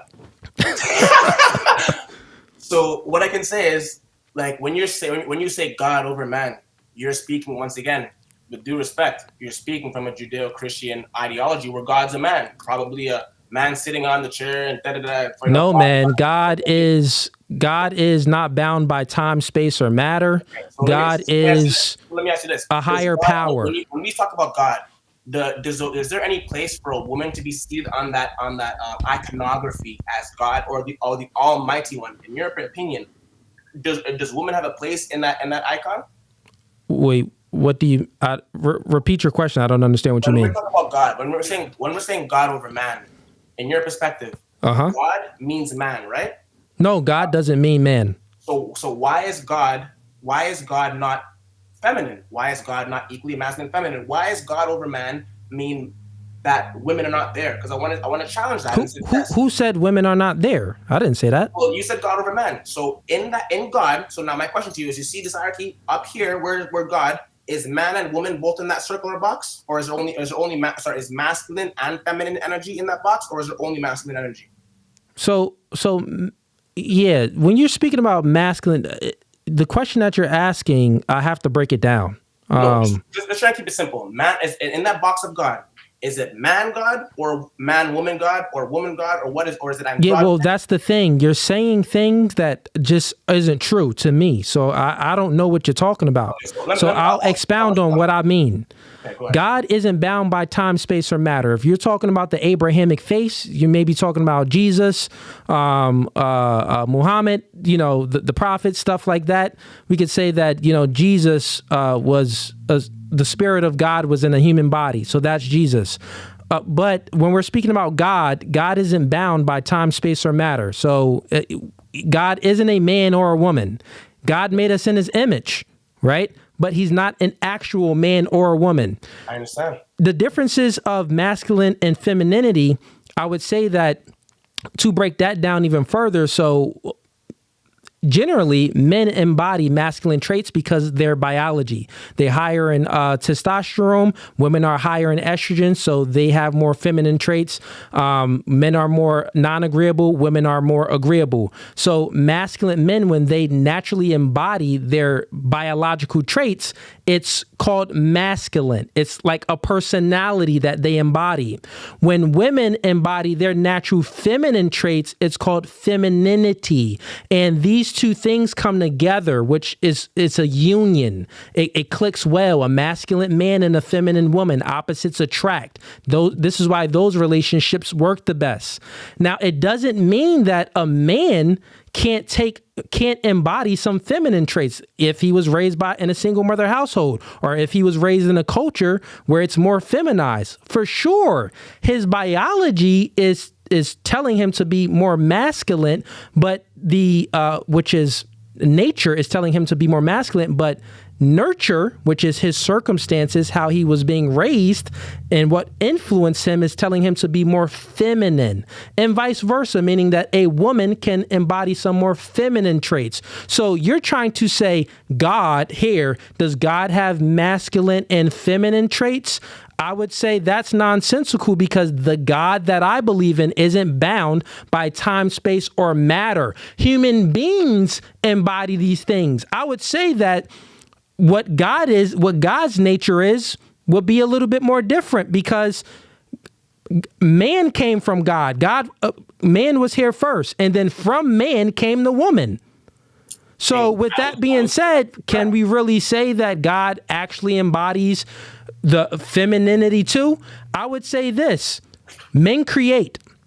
Women just bring about the process of life, but everything that you're seeing and touching, 99% of it created by men. The seed is planted into the woman to then bring about the life of a kid. So the creation starts with the man. So if our human minds can only conceive, and we would say that God is a man or God is masculine because men create and God is the creator. This is why we perceive that God is a man. But the God that I believe in, I don't say that he's a man. He's, he's not bound by time, space, or matter. He's in it, around it, through it. He's beyond all of these things that we can conceive of. So that's my answer for you. Awesome. I don't think you need to really go too deep into a response. But what I can say is that I appreciate your answer. But why I'm asking that is because I believe I heard you suggest something of the nature that you're a man of faith. So I'm going to assume that in some capacity there's some spectrum of or denomination of Christianity or Catholicism or Judaism in some capacity that you follow. Why I'm suggesting that is because in these no, I've never said that. So your suggestion is wrong. Fair enough. Yeah. Pass it out. So what I can say is in these ideologies, because what I can say is this whole concept of women being a helpmate, that does come from Judeo-Christianity. And what I can say is that in this ideology, we always hear about Father God, Father God, Father God. There's no room for women. But what I would argue is, once again, this is another young foreign ideology. When you look at the oldest system of cosmology known to man, the oldest system of theology known to man, known as the Memphite theology, which origins dates back to 4,100 years before Jesus, what you see is that in their text and in their expression of how the universe was created, what they suggest and their narrative that was told orally initially suggested that creation, even before creation existed, was birthed out of the feminine primordial body of water known as the Great Noon. This body of water could very, very, very similarly be referred to or similar, paralleled to the symbiotic water and fluid in our mother's wombs. So what I can say is, before foreign colonial ideology, we saw creation before existence even came into being, birthed out of the primordial waters of Noon, which is a feminine body of water. So unless you have some aspect of history or unless you have something to suggest that's either historically or factually or logically inaccurate, or that is just pseudoscience, as you suggest, what I would say is, once again, there is a vast amount of time that dwarfs what we're dealing with right now. So real quick, are you saying that women is our God? What I'm saying is that the oldest system of theology and the oldest high culture that has reigned in the most successful high culture was built on the foundation of a theological and a cosmological system,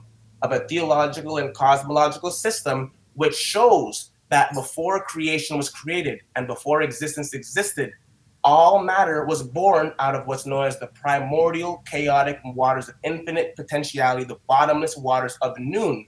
And science shows that just as there is a parallel between a sacred geometrical pattern in which the flower of life or the Genesis pattern is created, there is a parallel between that and the process of mitosis and embryogenesis that occurs in our mother's womb.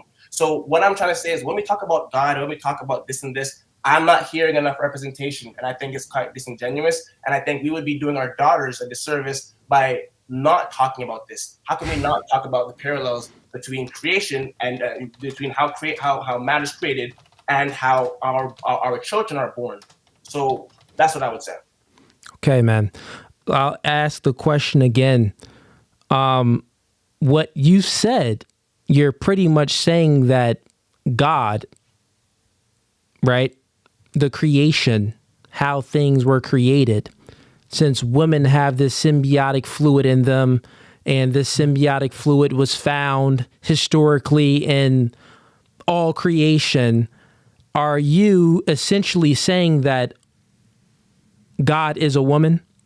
What I'm saying is, I would use the word androgynous, and I wouldn't leave the woman out, and I wouldn't leave the man out. But to suggest, you would say that it was. What to suggest that creation happened. So let me ask you a question. 1 second, please. 10 seconds, please, if you don't mind. You've been going on a rant. I need to get some clarity real quick. Go ahead, my bad.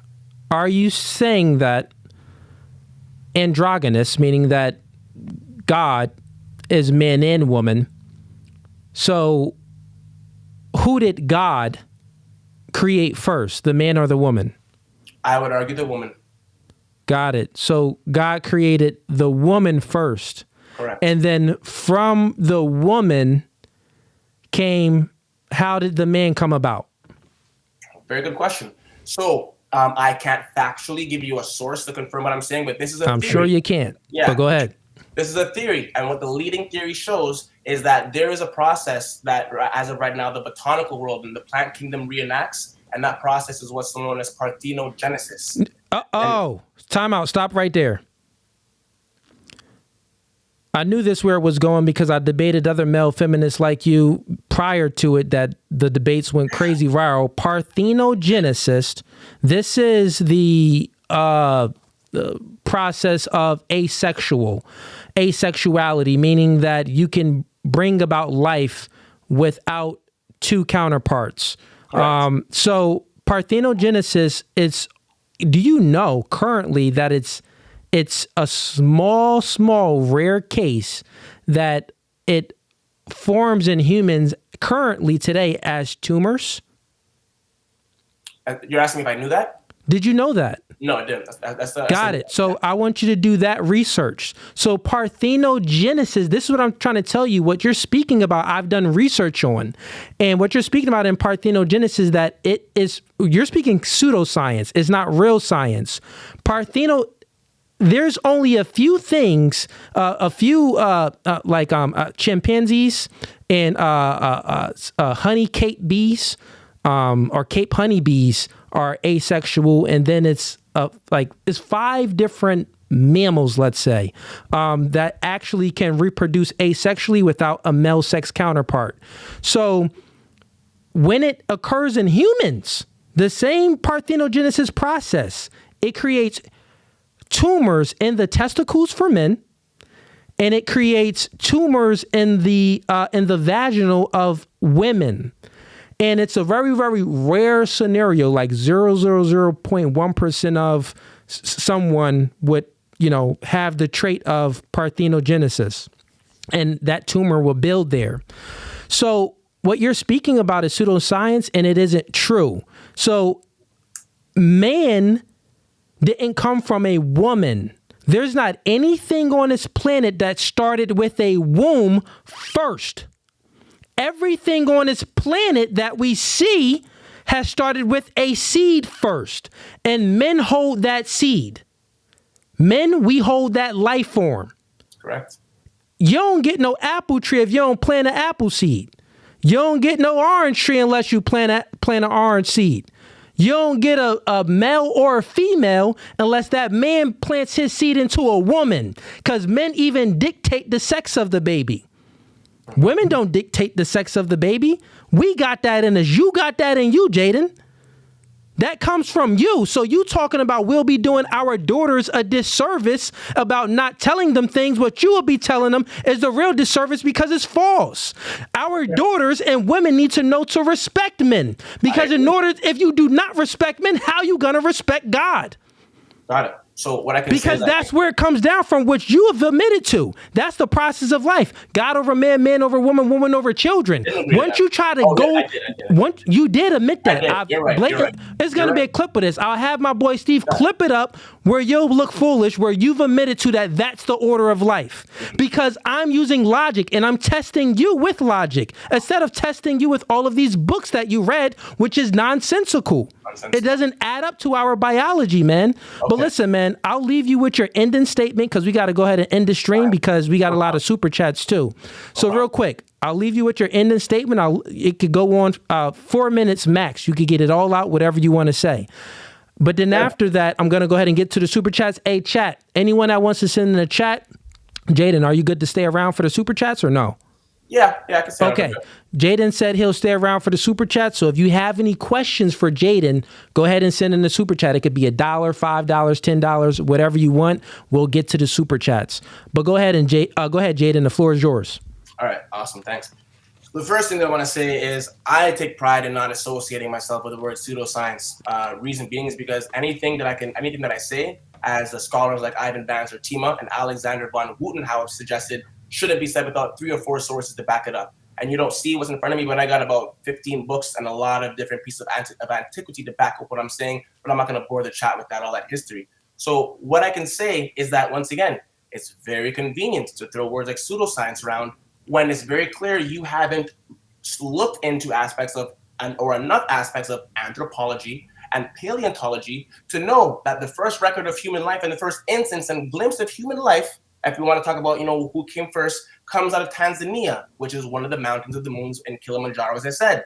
And those footprints are close to 8 million years old, and they date back to what's known as the Pliocene era. You learn this in Civilization or Barbarism by Sheikh Anta, arguably the most historical and the most, prominent African scholar, who proved that Egyptians were Black at UNESCO in the 1970s. In this literature, if everyone did their homework, what we'll find is that the hominids, the first Australopithecines, Australopithecus ramidus, Australopithecus robustus, and this ancestor, whose footprints were found in skeletal remains were found that are over 8 million years old, was a woman. So if anyone wants to disprove that, or anyone wants to start throwing actual paleontology, actual looking at the fossils, looking at their wombs, and have the conversation, we can have the conversation. And once again, I understand if we haven't done that homework and we can't source the timelines of the birth and development of humanity, but I have, and I can, and I will throw these dates at you, and I will wait for somebody to come and tell me that, yeah, the first fossil that was found in Tanzania, which coincides with what the Papyrus of Juniper says, which coincides with anthropology, which coincides with the topography of the continent,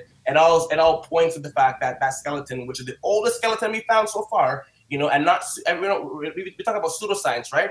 I want to make mention that in certain pieces of literature, once again, going back to Dr. Benjamin Joseph Inakinan, one of the founding fathers and scholars whose name we should all know, and whoever in the chat has an opinion, go do some work about Dr. Ben. So we would know if we read his literature that these individuals all came from the same place, and they all point to the fact that it was from the center of Africa, and these bones show that these were women. So I understand pseudoscience and all that kind of stuff, but like this is just what's so. And I understand that it might be convenient to overlook things, but until we can really dig deep and have those like really real conversations, and we can look at the fact that who was it? I believe it was the University of California in maybe 1915 of some sort, when dating certain things.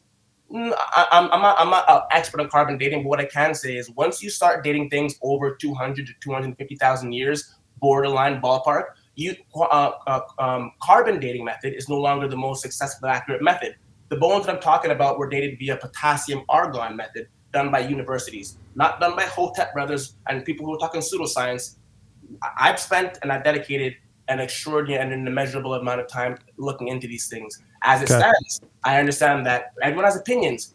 I can't identify one thing you've been able to disprove happened. When I talk about Queen Hatshepsut and her expeditions across Punt, Somaliland, and all that, I haven't seen that disproved. When I talk about Queen Zinga fighting for 40 years to defend Africa from Portugal, not disproved. When I talk about Queen Candace, of the Black African Morodic Sudanese queen who defended the Nile Valley from Alexander the Great, not disproved.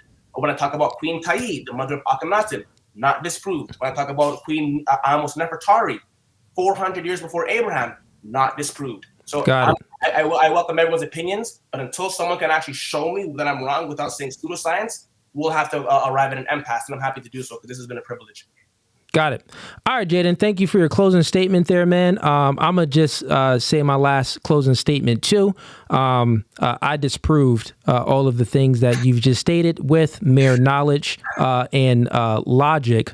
I walked you through the logic. You've actually admitted and accepted the logic that I walked you through and confirmed yourself that men are better leaders. And men should be in leadership. You also confirmed the order of life: God over man, man over woman, woman over children. So I do have actually two more quick questions for you because I'm curious myself, right? And then we'll get to the super chat. Sorry, chat. I got two more quick questions for him. Were you raised by your mother? By just your mother? I was raised by my mother, grandmother, and two uncles. Okay, so you were raised by your mother and your grandmother, and your father. Where was your father at? My father was in my life full time until about maybe I would say, if my memory serves me properly, close to grade 1. Then I wasn't around my father from grade 1 until grade 8, and then my father was in my life regularly. I sought him out because I understand the value in a father, and I took the time to go establish a relationship with my father. And as of right now, I have a phenomenal relationship with my father. I seek his advice when I need it. I respect the fact that it came from his seed, and I can call him right now if need be. Got it. So you were primarily raised by your mother and your grandmother. Correct. Okay. And then my next question for you, it's very simple, and try to make it a concise answer, if you can. If women are so great, how did they fall so low? Because the world, over arguably 1,192 years, made it their mission to undergo the necessary campaigns, coalitions, and genocides to destroy Black civilization. Once again, Dr. Chancellor Williams. Wait. We're just speaking about women. Yeah, women are part of culture, right? Women are part of the society. Would you say civilization and women are part of a civilization? Got it. So my question is, if women are so great, how did they fall so low? Meaning that if they were leading and men was following, how did the pendulum shift? And now is men leading and women is following? Wouldn't you say that the only way it could shift is if men outpowered women? Wouldn't that be the only way? Ask the question again, please. Got it. It's logical, man. If women are so great, why did they fall so low? Because they're not leading currently now. The world is ran by a patriarchy, not a matriarchy. Correct. Right? So it must have been a shift. Mm-hmm. And in order for that shift to happen, that means that men, the patriarchy, had to take over the matriarchy. Correct. Is that correct? Correct. So by default, how is women so great if they fell to men? Okay. Isn't it a contradiction? No, it's not. No, answer with logic.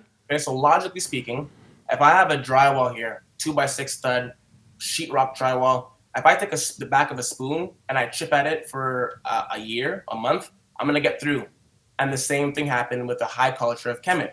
I would ask you and challenge you and anyone in the chat, give me 10 seconds. I would challenge you or anyone in the chat to show me any other record of any other civilization on this planet known to mankind that underwent almost 1,200 years of a continuous domination, genocides, hordes. And if you can't show me that, then got it. And we don't know.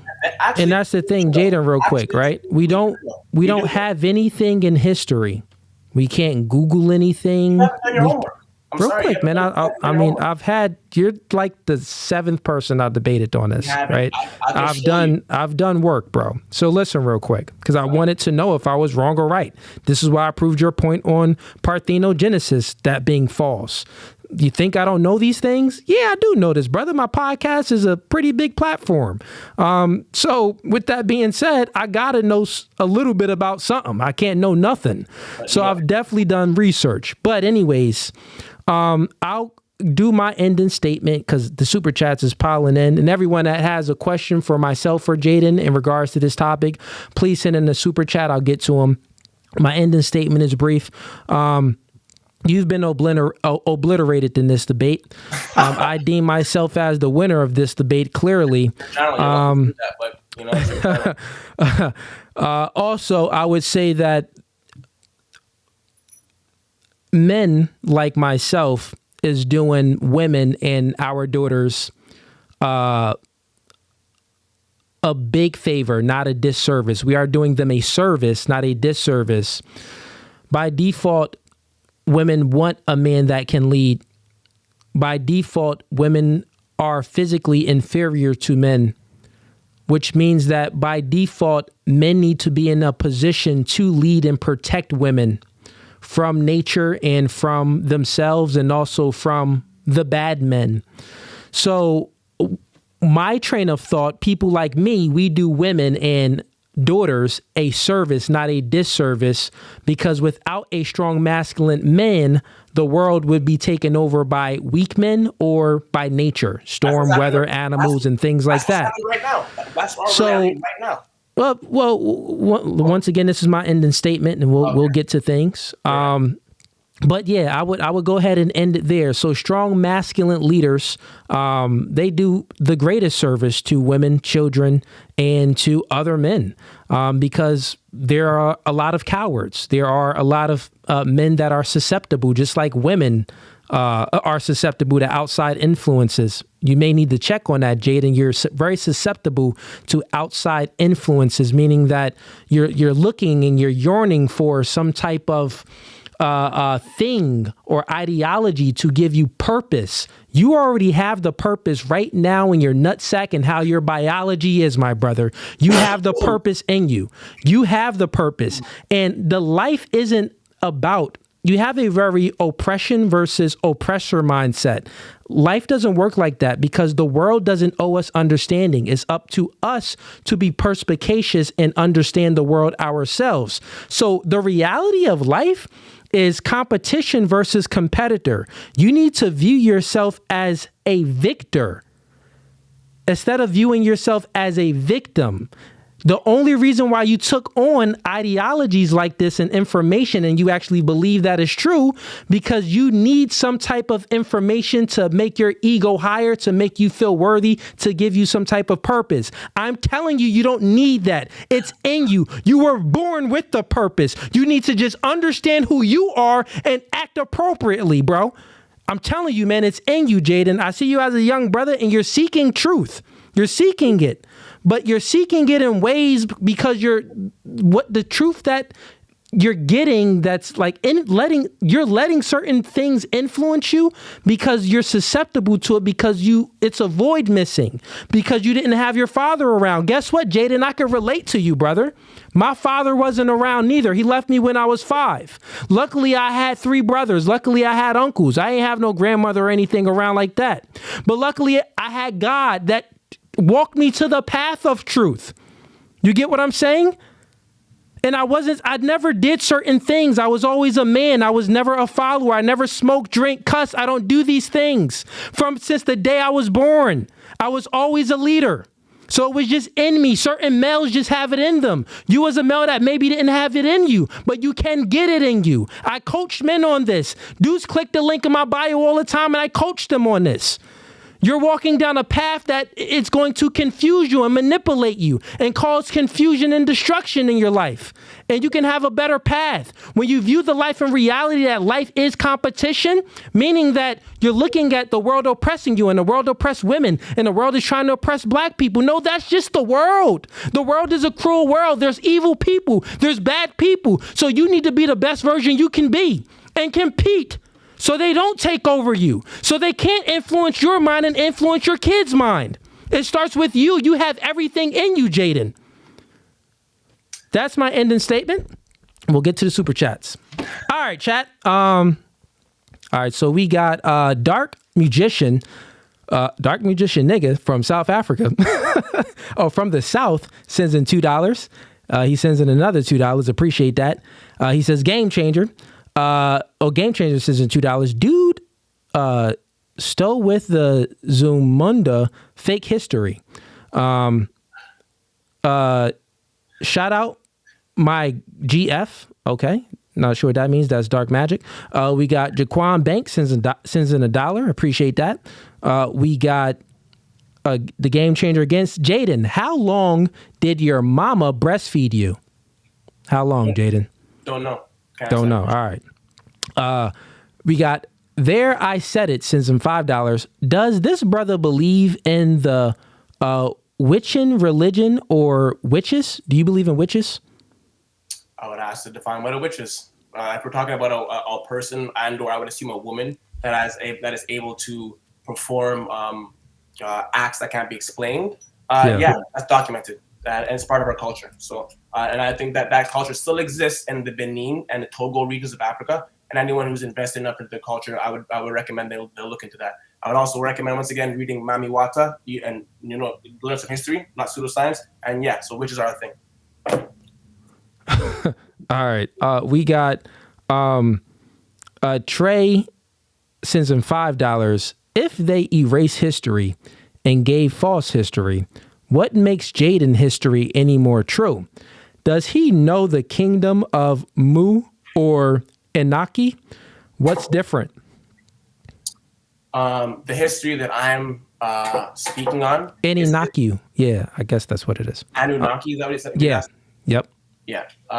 So the reason why I'm suggesting, and I'm willing to stand on the fact that the history that I'm presenting as what's the word I'm looking for, as conflicting or contradicting as it may seem, why I'm suggesting it's more accurate is because it's etched in stone.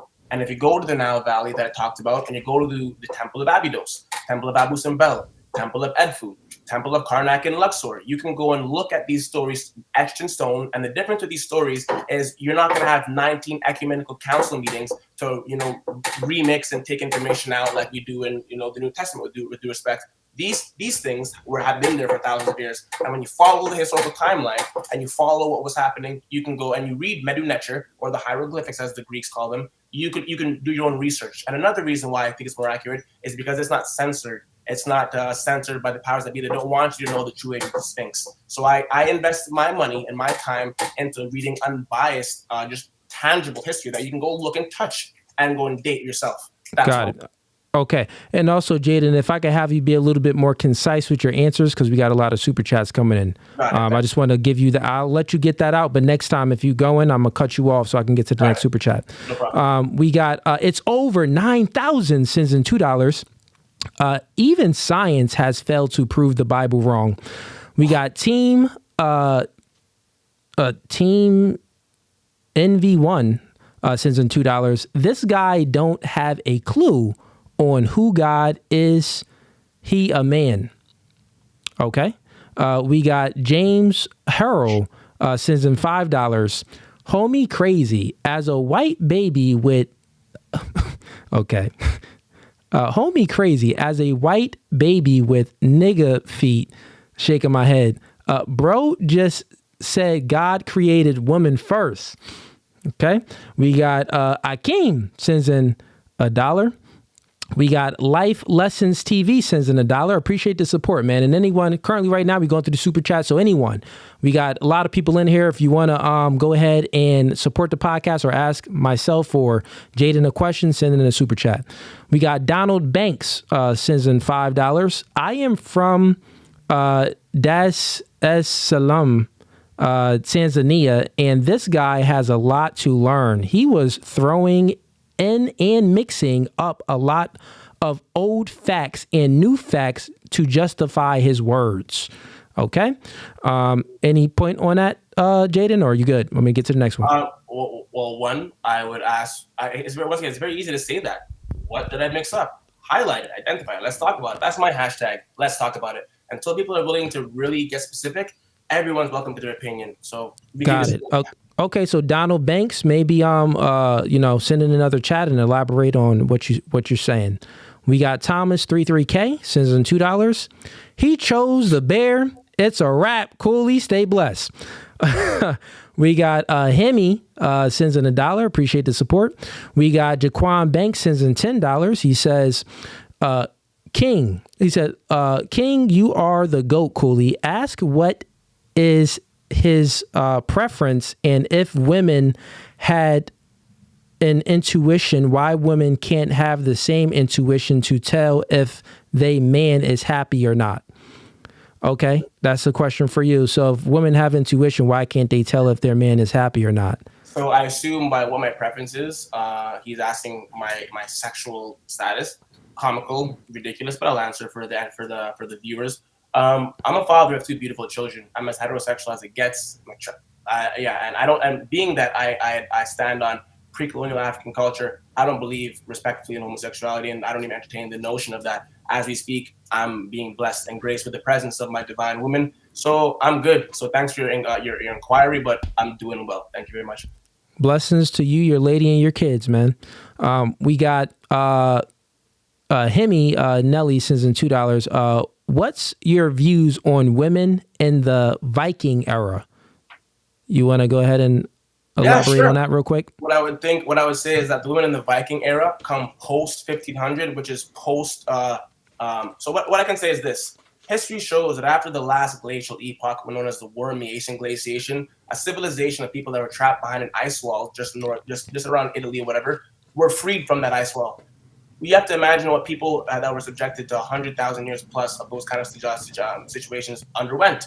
The need to hide in caves, the need to have skin on them. So what I'm saying is, when it comes to the Viking women, history shows, and when you read literature like Shikanti Diop's African Origin of Civilization, you'll read that Herodotus, no Hoteps, Herodotus has documented that those women who were known as the Tamhu, or the destroyers, were known to have wandered into the Nile Valley and other regions with hair, so much hair on their legs, and copper bangles around their legs, so much so that vermin could crawl up their legs, and they would proceed to bite. They were known to bite off heads of vermin and throw them aside. So all I can speak on is the nature and the characteristic traits of those kind of women, and not to throw shade. This is just history. So that's what I can say. All right, we got Akeem S is in $5. Jaden shout out. Cooley shout out. Jaden mentioned a lot of facts on African history. Good debate. A lot learned on both sides. Markham in here. Okay, appreciate the support. We got Symptoms is in $5. The people who wrote those books is pissed or turning in their graves because you just their theories thrown in the trash by a YouTuber. Oh, okay, because you got their theories thrown in the trash by a YouTuber. Okay, being funny here. Okay, man. We got Mr. D sends in $10. Yo, loving the debates. Jay confused. I don't agree with bro, but I could have debated his argument a lot better. What's good, Cooley? What's good, my brother? We got The Real Focus sends in $2. Do you know Jesus has authority over mammy water? I guess that water that you're talking about. Do you know that Jesus have authority over that? Should I respond to that? Because this is a learning moment. Should I respond to that concisely? Of course. It's your choice. I want him to establish your point. Maybe I think what he's saying is, I mean, do you even believe in Jesus or no? What I believe is that there was a man that historically played a role as what we call Jesus. I believe the iconography surrounding him and the narrative surrounding him has been warped and manipulated for us to believe what he looked like and the things he did. And got it. Well, just the Jesus coming about. Do you believe that it was a miraculous birth from Mary? Like she was a virgin and God, right, actually planted a seed in Mary and came out baby Jesus, meaning that the spirit of Jesus is the spirit of God was inside the body of Jesus, the man. Do you believe that or no? What I would suggest is that I believe that this individual, who I would acknowledge as Yeshua the Christ, not Yeshua Christ, was one of many, prophets, one of many, and individuals born of immaculate conception or crucified. I want to highlight there's a book and a piece of literature known as the 16 Crucified Saviors by an author known as Eric Klein. And that shows that Jesus was one and the last crucified savior. And even his grandmother, I believe her name was Anna,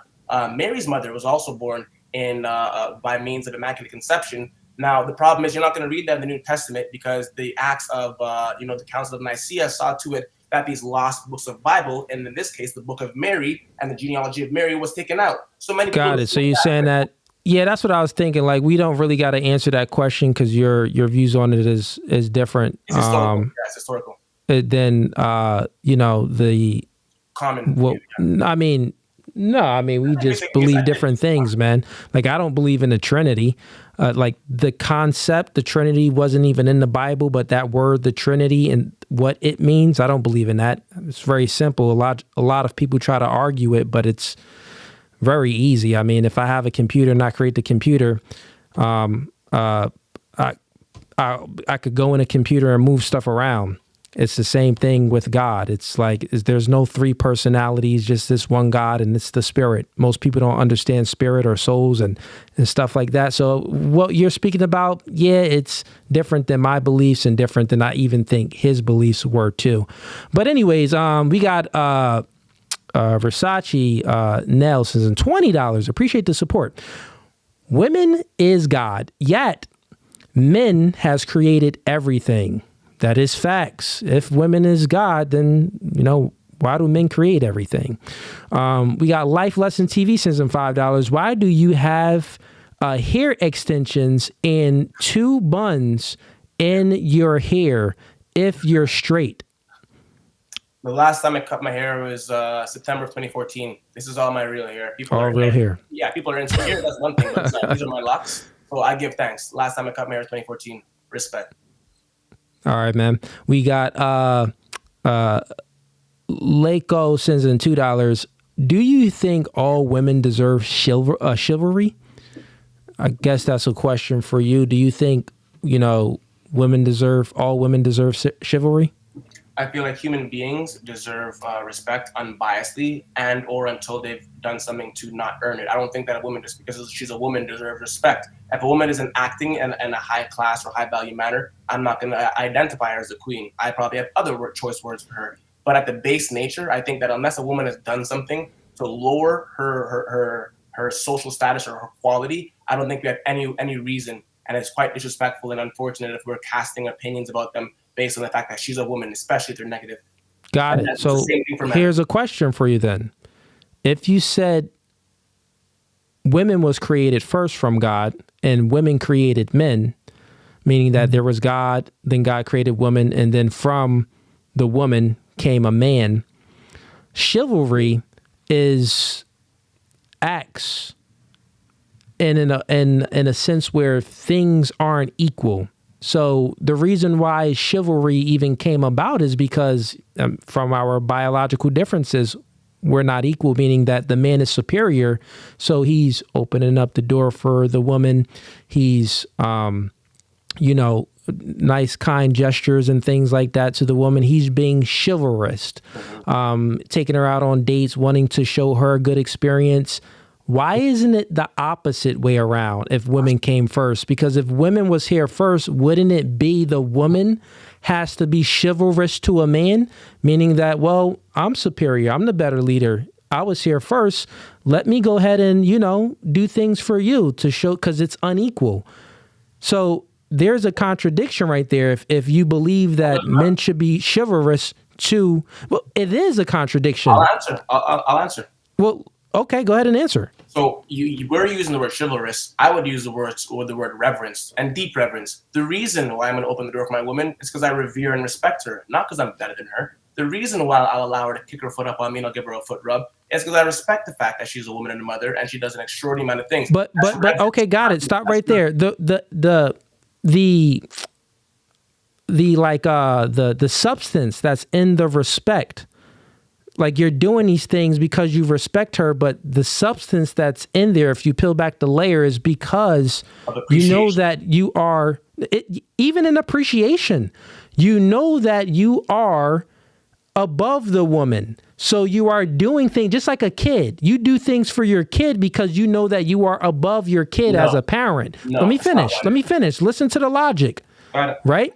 You do things for your kids because you know that you are above the kids. You have more knowledge. You have more experience. So you are doing things to cater to the kid to make them feel comfortable, right? So when men do these things for women, they do it because they know that they are superior. They know that they are, the woman is inferior from a physical standpoint. And they know that the natural order of things, the woman wants the man to lead, right? So, I do these things, I'm going to lead. So if women came first, that means that women should be the ultimate leader. My point is, you think that women came first, so shouldn't it be women naturally being chivalrous? Why aren't we seeing women respecting men and maybe giving them flowers or rubbing their feet? All of those things that you said, I want to cater to them. All of those things that you said, why don't you see it the reversed way naturally? Well, it depends on what women we're looking at. Once again, not all women are queens. Not all women are high class. Time out. Stop it there. The reason why you go and speaking about effects. Let me go to the root of the cause. No, you were speaking about effects. The root is this. The reason why they don't do it because they're not built to do it. Their biology, I'm going to the root. Their biology isn't there to do it. To do what? to be chivalrous to men. Do you understand what I'm saying? They want a leader. They want to follow. Therefore, the person that will be leading will be the one doing chivalrous things. Okay, I can debunk this very easily. All right, okay, hear me out. 10 seconds. What you said, like, I know it's appealing to hear, and right, to the majority of the man. But prove it wrong, Jaden. Oh, yeah, give me 10 seconds and I'll do that. I got it. Okay, I got you. Go ahead. You know what?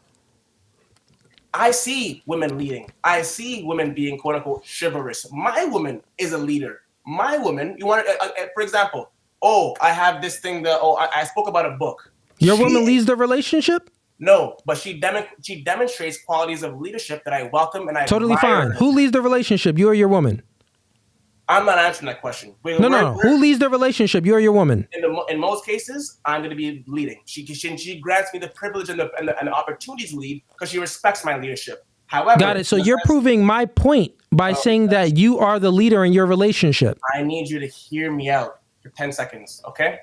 I'm giving you examples and numerous examples. I spoke of a book that I found interesting.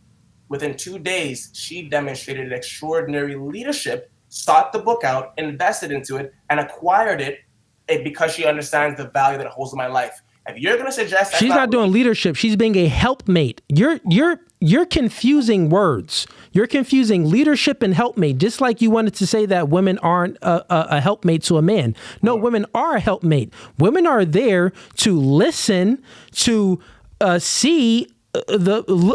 view the man's life and be an asset instead of a liability. So meaning if the man is deficient in certain areas, she's there to observe and listen and then acquiesce her behaviors to help the man raise up his level. That's what she's there for, right?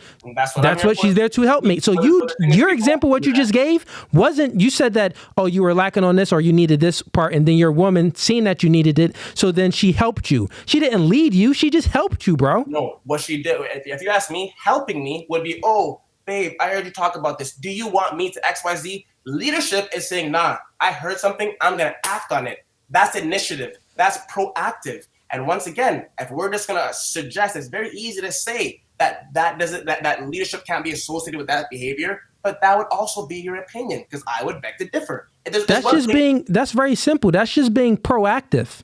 That is totally fine. That's a trait. That is totally fine. Isn't leadership embodies many things. Exactly. You're saying one thing that the woman did. I'm saying that she helped you. You mentioned it. What if you didn't mention it? Would she do it? So leadership is doing things without knowledge, doing things without anyone telling you or giving you any type of information, but you're doing it because you know that's what's best. That's what leadership is. You had to explain you had to say something to your woman, then she listened, and then she's like, okay, let me do this for my man. Helping my man. She's not leading you, meaning that if you didn't say anything, you didn't give any suggestion, she came up with it in her own mind and she led you. And that is not what happened. You're trying to confuse language just like all of these other feminists. You are a definition of a male feminist, bro. Definition. Thanks for your opinion, bro. You're welcome. That ain't no opinion. That is a fact. We just walked through it right there, bro. At the end of the day, good take on that. Let me end the rest of the super chats. Hey, man, I do it live. I'm a professional. I know how to switch it real quick. Chat is like, God dang, Cooley, you are good. Man, I do it good, man. This is why the podcast's been growing. But listen, a good question, Lecco, in regards to chivalry. We'll go ahead and get to another other super chats. We got Son of Yahweh sends in $10. What's up, Cooley? Just want to say I love the podcast and I have been watching you for some time now. And I have to say I have learned a lot from you and others podcasts alike. Keep up the great work, bro. Appreciate it, man. We got Sav360 sends in $2. Do women influence men right or wrong? Do women influence men right or wrong? I'll just answer this question, answer this last one, and then we'll go ahead and wrap it up. Women influence men all the time. Think about the sexuality influences men, and women influence weak men, I would say. Weak men are influenced by women and they follow their lead. They simp and they pedestalize the woman and they acquiesce their behaviors to pander to women. So yeah, for sure women influence men, but it's the weak ones. The strong men, no, they know that their purpose isn't derived from seeking out the woman's ways. They know that their purpose is being a service to their community and to their family, and leading their family and their community in a moral way, in a just way, in a righteous way. If you left women up to their own devices, I mean, it'd be chaotic. In their minds, it's chaotic. So what they have in their mind, they'll put out in the world. When you leave men up to it, yeah, men are chaotic too. Bad men do a lot of bad things, but we live in this world that we currently live. Put it like this: life has been continuing on because of the good men. Life is declining fast. For sure, as far as people giving birth and things like that. But I'm talking about the continuance. I'm speaking about the continuance of life in general. Life keeps continuing on because of the good men. Of course, there's many declines in many societies with birth rates, with even health and many other things. I'll definitely grant those things to you. But I would say that that's normally when men listen to women. But anyways, man, let's go ahead and wrap this up, Jaden. I appreciate you, man. I'm going to go ahead and let you go, brother, and end it with my chat. Awesome. Respect. Peace. All right, chat. That was debate night.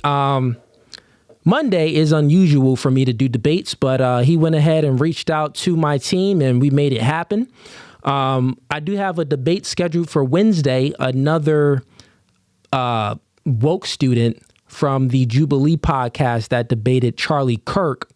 So stay tuned for that on Wednesday. Hopefully he doesn't flake and he shows up, because they've seen the other debates with people and how other, these woke students and feminists have been getting obliterated, and they don't really want the sauce. But yeah, I always debate from the cause, the effects. Why speak about the effects? He's talking about all of the effects. Like, let's speak logic. You talking about history. Well, let's test this history of these books that you read with some logic.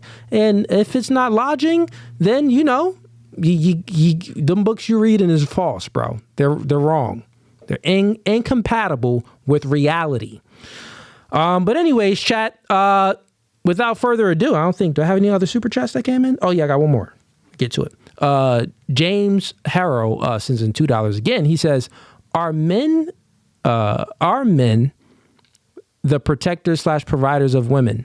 Yeah. I guess that was a question for homie. Who knows what he would say? He would probably say no. He would say that they both are, because he was a full male feminist, and we discovered that here. And it's very simple to see this. His opening was like, well, you said that the title is I'm a male, male feminist versus Cooley. Well, we'll see if I'm a male feminist or not. Brody, we discovered that you are a male feminist, and hey, it is what it is. That's how things happen. Okay, chat. Without further ado, this podcast is no Fugazee. Oh, y'all see the 100K plaque in the back too. Yeah, y'all see it right. Oh, it's right there. Yeah, I see it right there. But without further ado, this podcast is no Fugazee. Tune in for this Wednesday debate night. And then also this Friday, we got, I think, 4 to 6 lovely ladies on a podcast for the dating show. We out.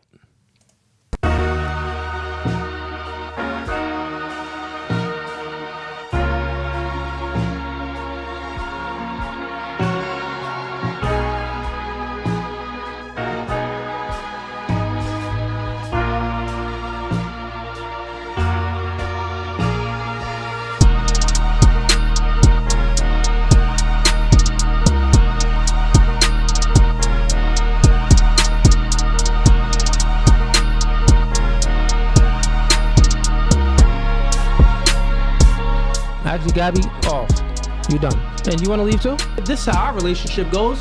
God over man, man over woman, woman over children.